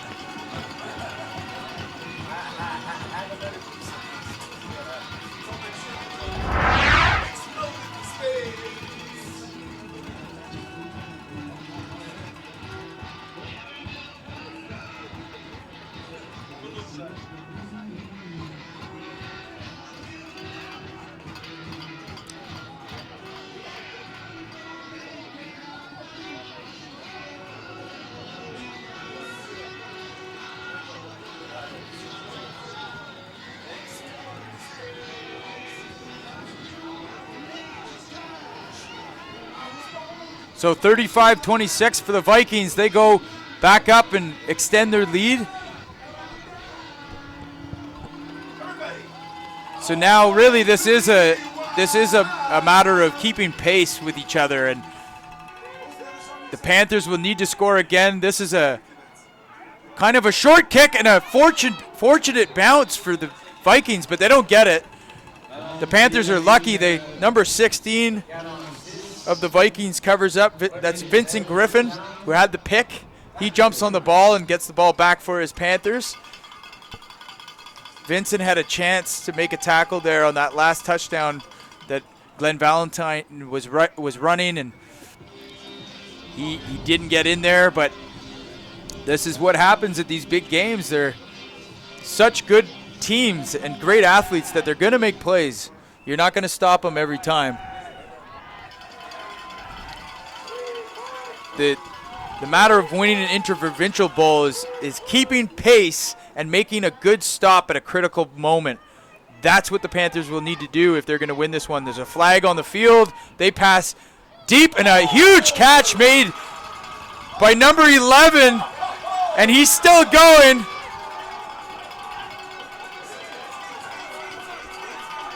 He gets it all the way down to the inside the 5-yard line. What a catch that was. We're going to need to take a look at that one, obviously, but a flag down, that might be all for naught. We'll see what the call is, and it's on the defense. Too many men on the defense, so that big catch will stand, and the Panthers not ready to go away.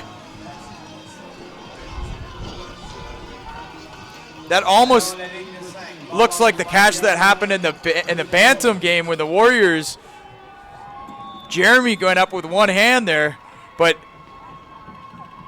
the Panthers now first and goal from the 5-yard line. It's a handoff to Khalid Campbell, and Campbell gets himself in the end zone. Touchdown, Panthers, and they score quick themselves.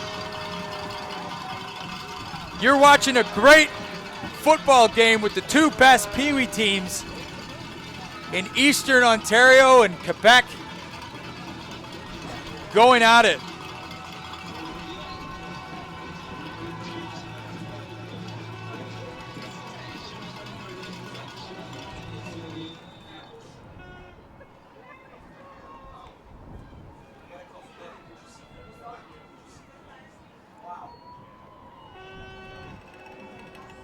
And the extra point's good, making it 35-33 for the ill-bizarred Vikings over the Cumberland Panthers. But still, a whole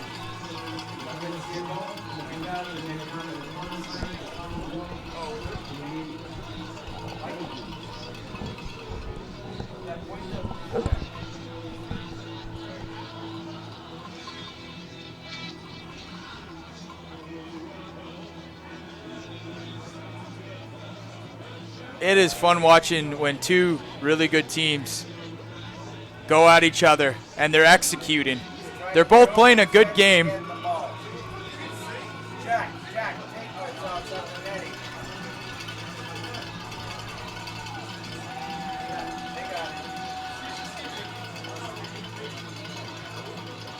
.259 left. Thank you for joining us. I'm Jesse Card on HESN Live, special presentation of the joint venture between the NCAFA and the MFLR, the Montreal Regional Football League.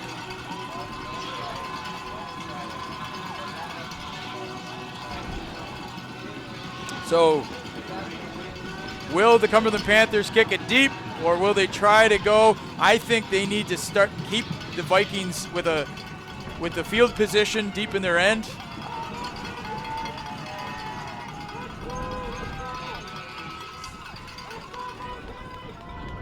And there it is, deep kick.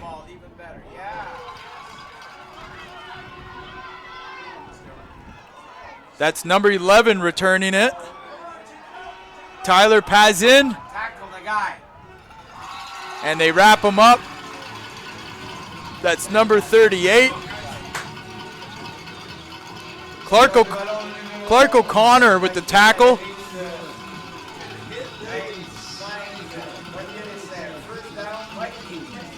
And the Vikings, the Panthers so far haven't had an answer to the quarterback, Glenn Valentine. He's had 5 touchdowns so far. He'll run it outside. He'll run it straight up the middle. And I think the task is really going to be on this line packing core for the Panthers. That's number 24, Henry Hollow. And the middle linebacker,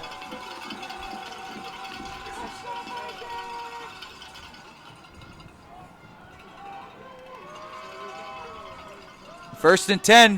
There's the quarterback keep again. He slips the tackle. He gets outside again. Number 20 tries to get him. 12 finally runs him out of bounds. That's Sam Whiting who forces Valentine out of bounds. And really, there's no surprises here with the Vikings offense. They're giving it to the quarterback to keep himself, and they're going to need to penetrate the line just to a point and then sit there, and they need to tackle if they're going to stop this guy, or he's going to have 6 or 7 touchdowns before the game's done. And the thing is, the Panthers are there most of the time. They're just not wrapping up and making the tackles. The handoffs to the fullback. That's the first time we've seen that. Quick handoff to the fullback. That's a successful play. Gets them close to 9 yards.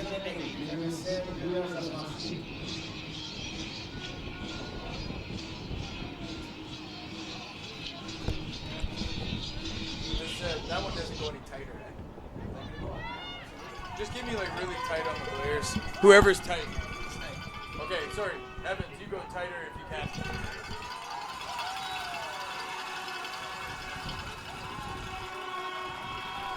You stay where you were.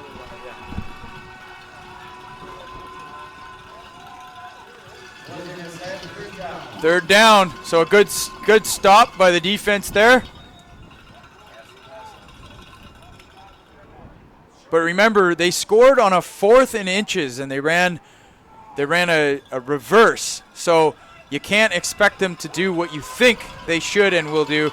This is an unconventional offense, and if they have any preference, it's going to be with number 10 with the ball in his hands. He goes back to pass. He completes it up to number 11, who stiff arms his way out, and he is going, and he is gone. Tyler Pazin with the touchdown, and he flexes.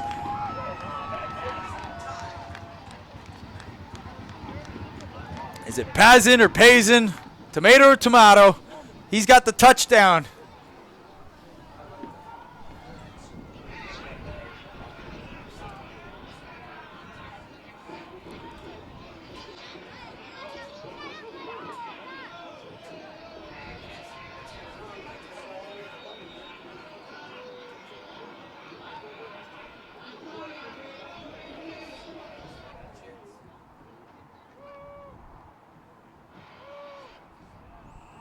They're going for 2. They pass. It's deflected by number 36 on the Cumberland Panthers. Hugo Dumeni.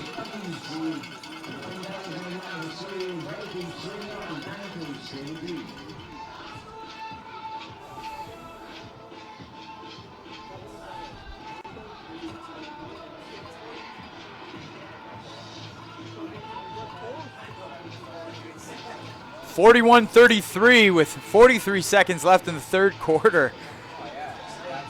And we just finished talking about the Panthers needing to tackle and to take nothing away from Pazin, but that stiff arm was just enough to get him a little bit of separation. And once he turned the corner, no one was going to catch him.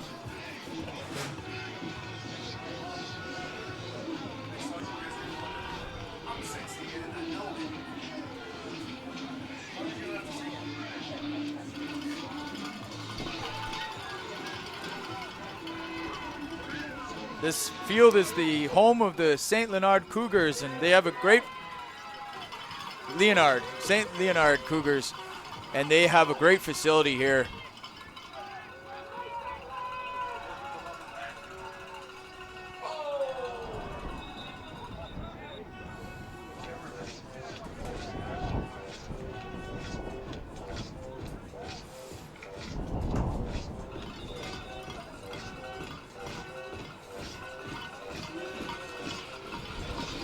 So they're going to hold the kick here because the wind is just howling.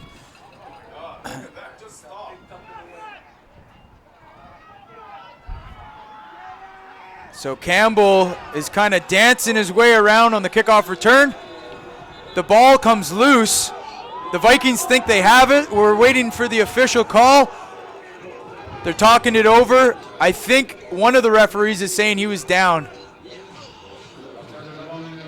It's going to be first down Cumberland, and they dodge a bullet there, getting the call from the refs saying Campbell's knee was down. So that'll be 1st and 10 for the Cumberland Panthers.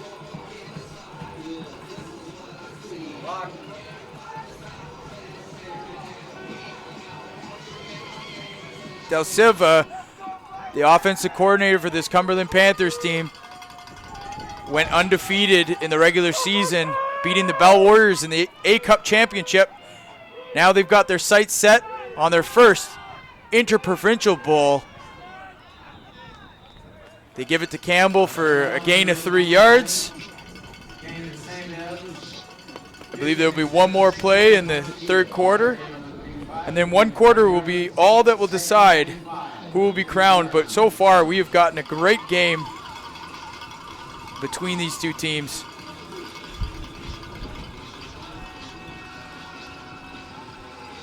Last play of the third quarter. 2nd and 5.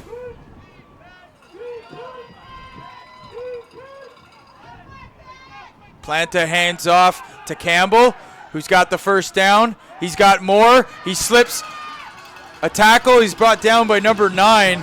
Otherwise, if Dunn didn't get him, he would have been off for another touchdown for the Panthers. So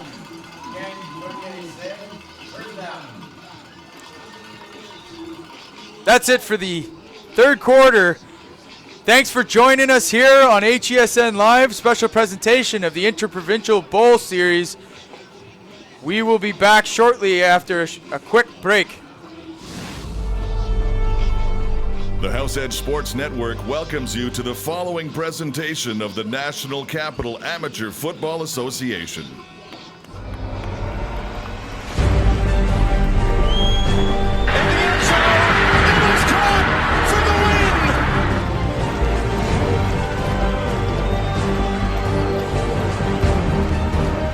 And we are back, ladies and gentlemen.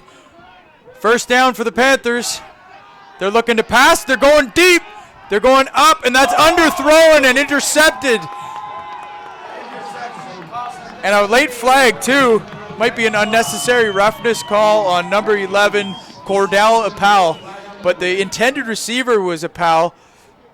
And that was just an underthrown football into the wind.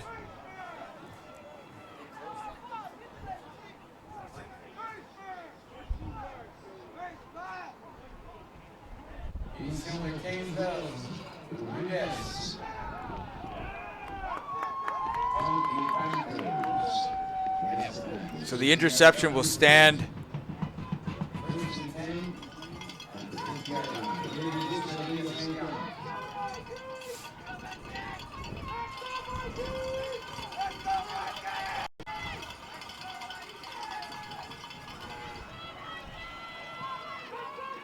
Valentine under center.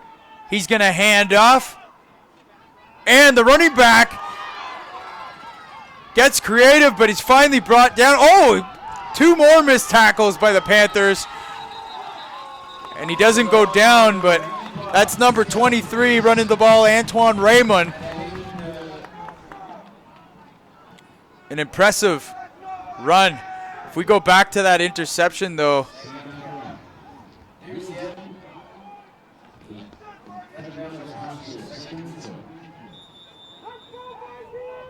It was into the wind and underthrown and just intercepted.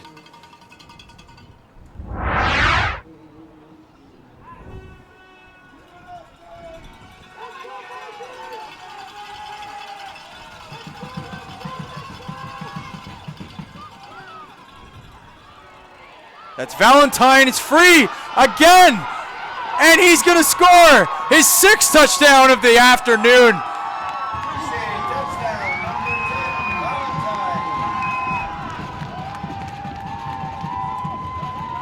What a performance. I cannot see a situation where that player, Glenn Valentine, doesn't get the most valuable player award in this bowl game. 6th rushing touchdown for this young player out of Il-Bizarre.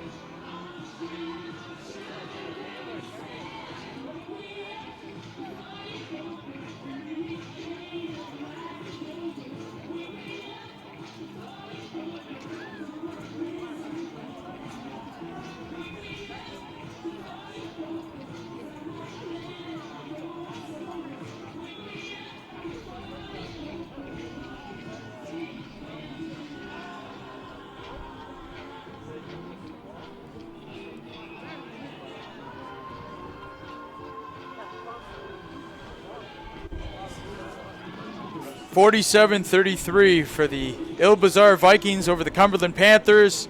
You're watching HESN Live. The last football game these players will play for the 2018 season. Then it'll be on to non-contact and some other sports. Here's the kickoff. It's a deep one. It's going to go past the Powell. It's going to roll out of the back of the end zone. And a single point for the Vikings on that one. They have the wind with them when they're kicking.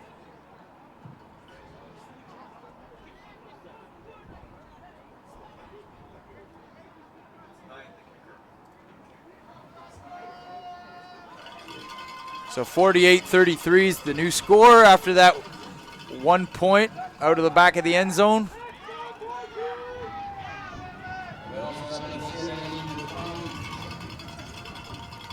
And the Panthers with the ball again.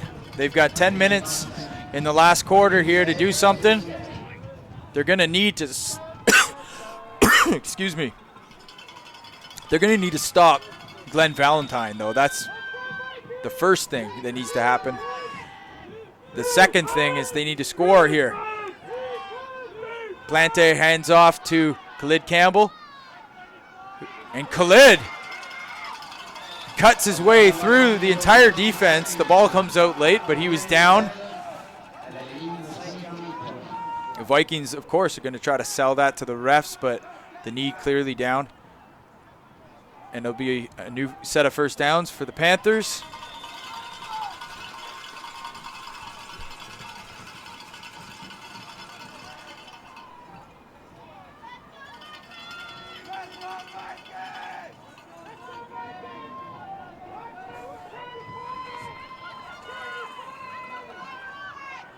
It's a toss left to Panthers running back Khalid Campbell, who gets the first down, is pushed out of bounds, and carefully kind of walks on the pavement there. You saw him slip on a run before, but they're leaning on Campbell to get them some more points to stay in this game. Ball's placed on the left hash.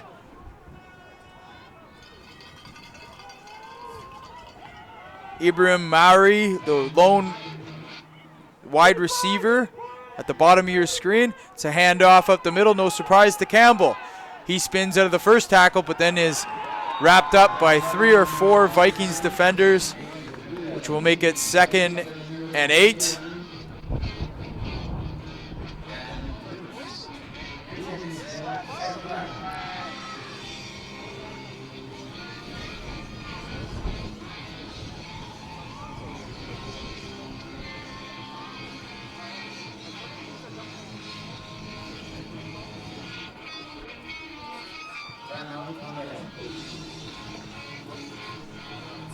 Stick around, everyone online. HESN is going to be broadcasting the Bantam and Midget game, Inter-Provincial Bowls. These are the very best teams out there this season. A lot of great players. It's amazing watching these players compete and make a name for themselves here on the gridiron.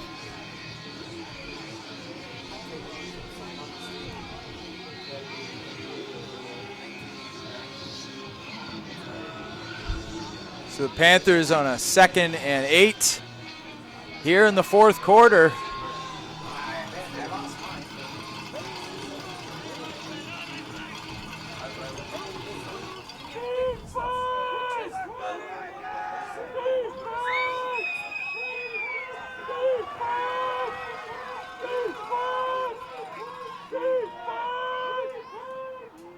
It's a handoff. And a reverse to Campbell. He gets away from the first defender, number 42, who tried to contain him. And then he's going to step out of bounds after gaining enough for the first down.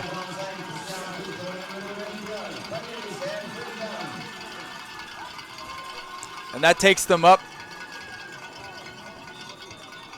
to the 31-yard line of the Vikings.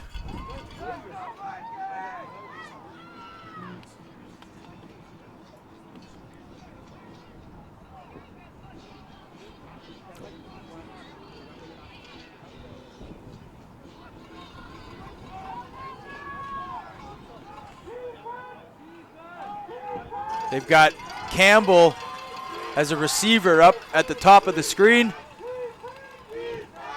And they're going to pass to him just on a quick hook. That is an incomplete pass underthrown by the quarterback, Jackson Plante.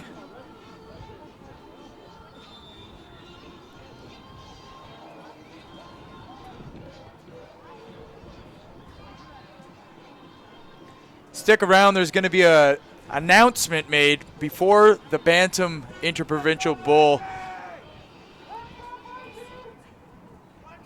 Something to be excited about here as things keep evolving in the football community here in Montreal and in Ottawa.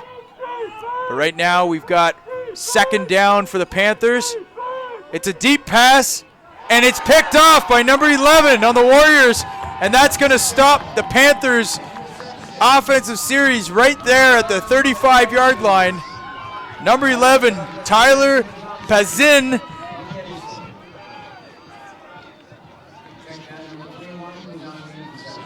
Adam Perks, rather, with the interception. But just a great pursuit on the ball. Good break for the interception. And they haven't had much success throwing the ball, the Panthers.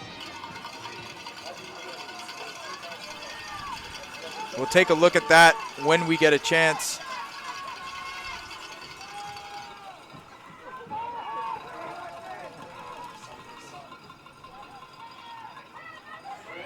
And Glenn Valentine is out in the open again. He cuts back inside, but is wrapped up, but not before the first down is made.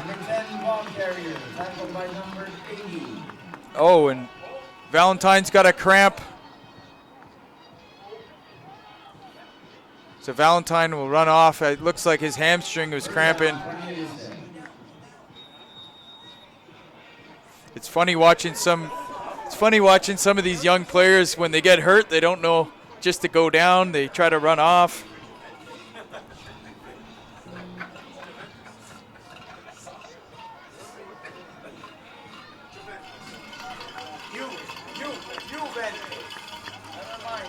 .48-33 for the Vikings, and They've spread the ball around a bit, but really the story has been number 10 for the Vikings, Glenn Valentine, and 6 rushing touchdowns as a quarterback. We're going to step away for a moment, and we will be back.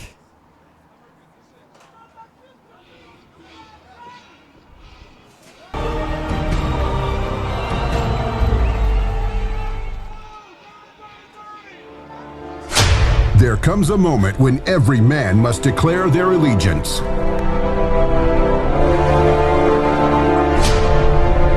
Every player must choose a team.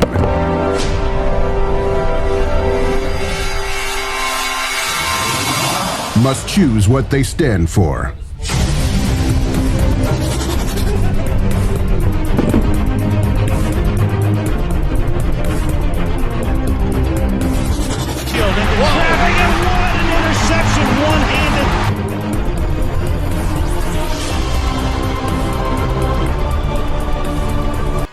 And we're back.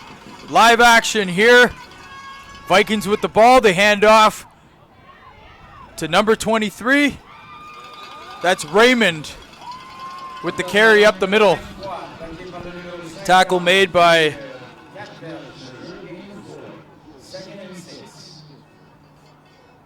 I believe number 12 on the Panthers defense. That's Sam Whiting.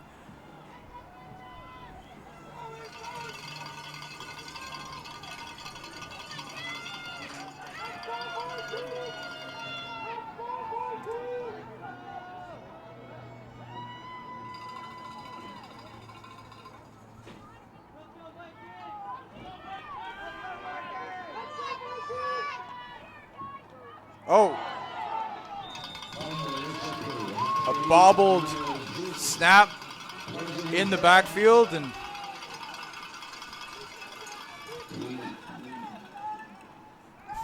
that'll make it 3rd down for the Vikings.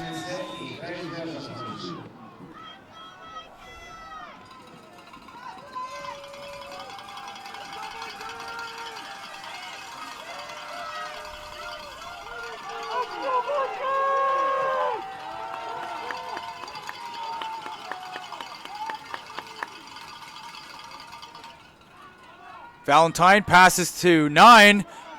The receiver who's got the first down on 3rd down. They convert. Raphael Dunn with the reception. A nice little play there that gets him a new fresh set of downs.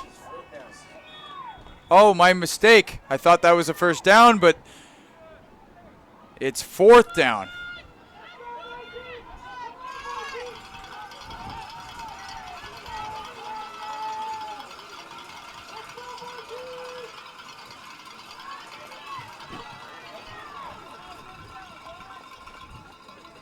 And Valentine takes it off himself again. Cordell stalks him out of bounds.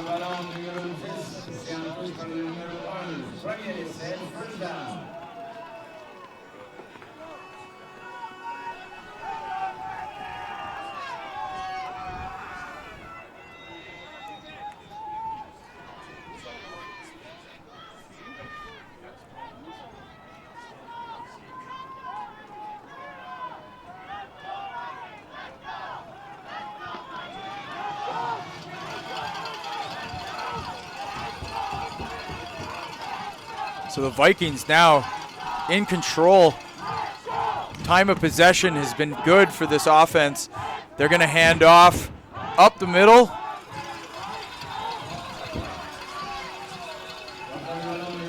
Vincent Griffin with the tackle, but not before Antoine Raymond gets 3 more yards to his stats sheet here today. He's been a big part of this offense today.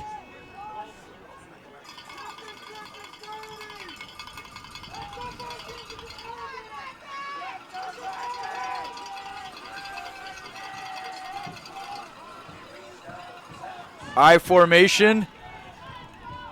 And Glenn Valentine gets the edge again. Khalid Campbell throws him down.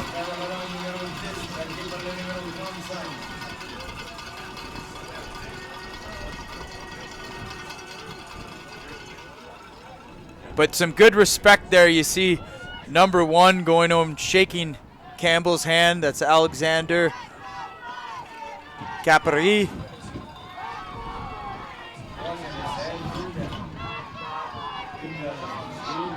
So at this point, with 2.5 minutes left in the game, it would appear that the Montreal will add another win to the bowl series unless the Cumberland Panthers can pull something off here at the end of the game.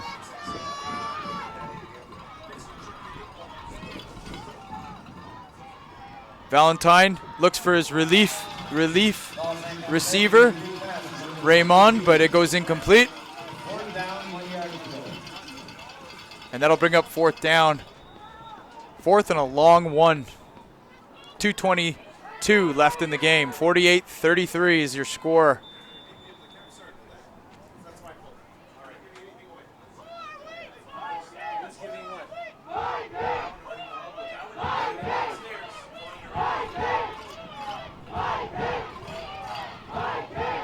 And the fans, you can hear calling defense, making noise. There's a timeout by the Vikings on the field.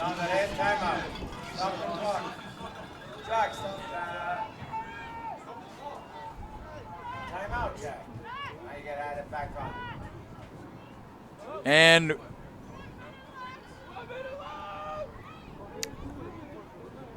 with 1:50 left in the game, Vikings offensive coordinator comes out on the field to talk to his team. That's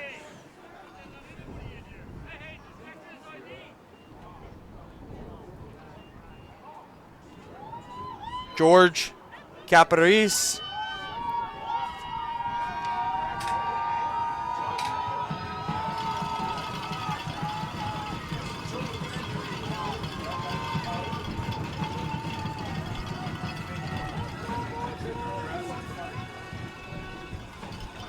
So 4th and 1 for the Vikings. They talked it over with a timeout. Now they're ready. They hand it off to Raymond. He goes up the middle. I think he spins his way free for the first down. It's going to be very close.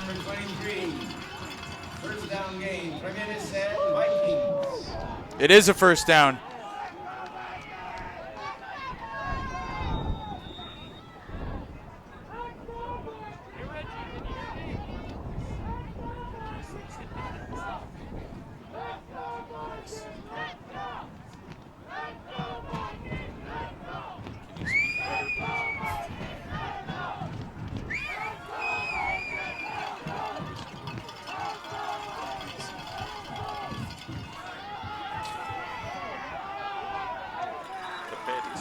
Caparis.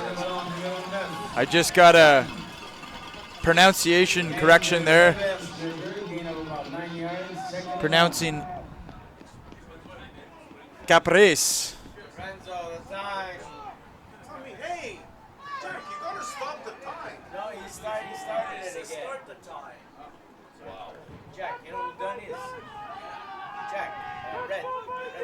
Wayne, remember Wayne Dunn? So 2nd and 1 for the Vikings. They hand off the fullback, and he drives his way forward for a first down. That's Raphael Dunn. And the Vikings just chewing the clock down. Only 45 seconds left in the game. A great battle. Most likely the Vikings will win this one, but both teams put on a great performance, and this is a far better game than our Mosquito Bowl game that we got. The Eagles falling to the St. Lazare Stallions. But Il Bazar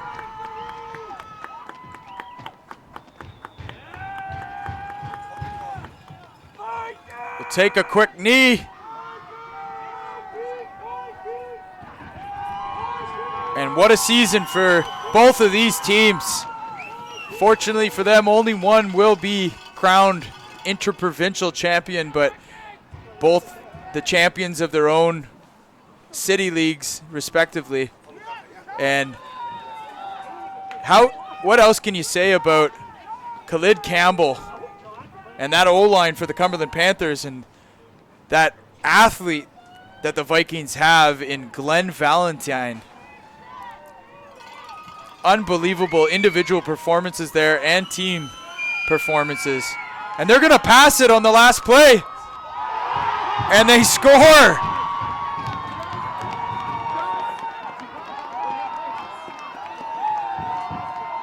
And they're calling the game. The Vikings are your 2018 Inter-Provincial champions. And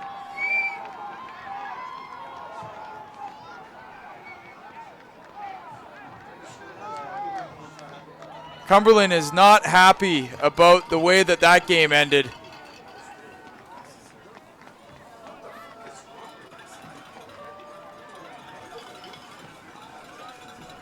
It'll definitely be something to chat about on the podcast.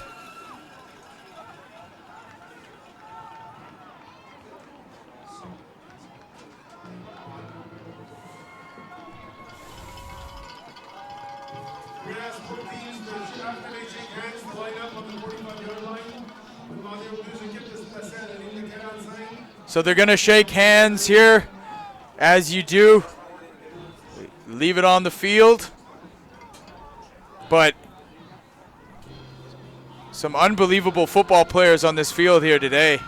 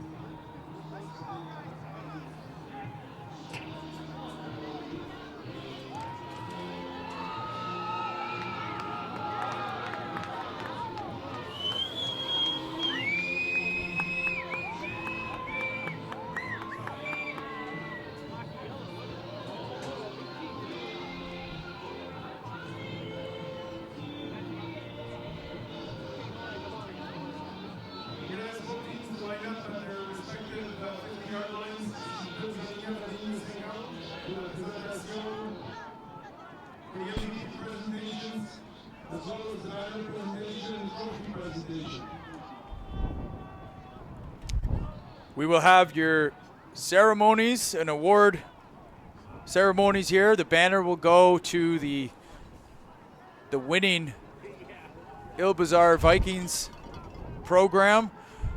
They're the Inter-Provincial champions here, but the Cumberland Panthers will also have elected the MVP of the Cumberland Panthers here, and I don't think there are any surprises.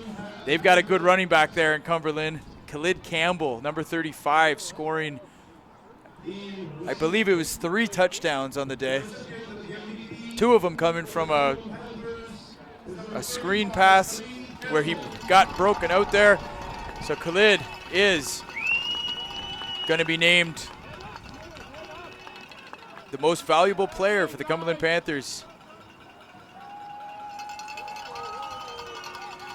And it'll be interesting to follow this young man's career.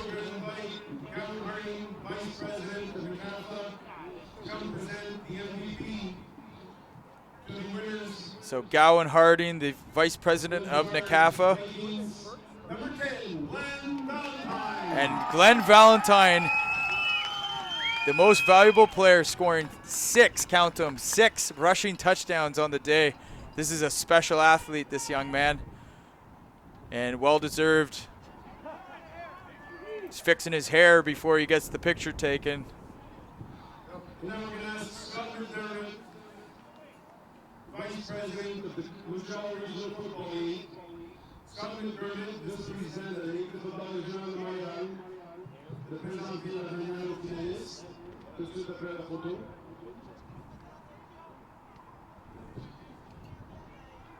Let's hear it for the Panthers. Let's do perfectly fine time. Let's hear it for the Panthers. And a great shot there of the 2 most valuable players today, but the Vikings will be the ultimate winners tonight.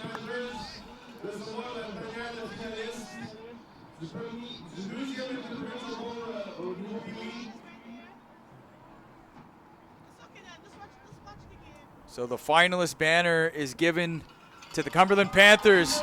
They'll be able to bring that back to Cumberland.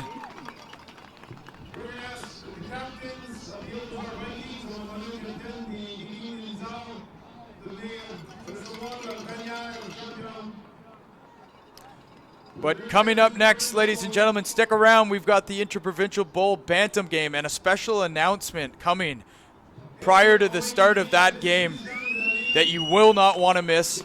We're going to hear from a few of the executives from NACAFA and also the Quebec Bantam Football League.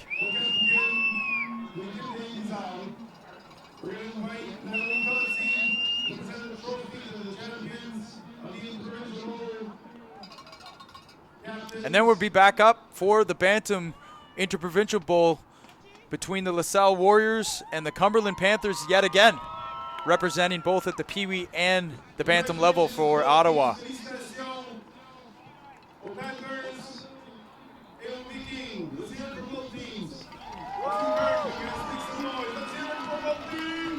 And here they come. The team's getting in for the picture and the trophy. There's a good shot of them in there. They've taken their season as far as it can go, and they've won the 2018 Inter-Provincial Bowl, defeating a very good Cumberland Panthers team.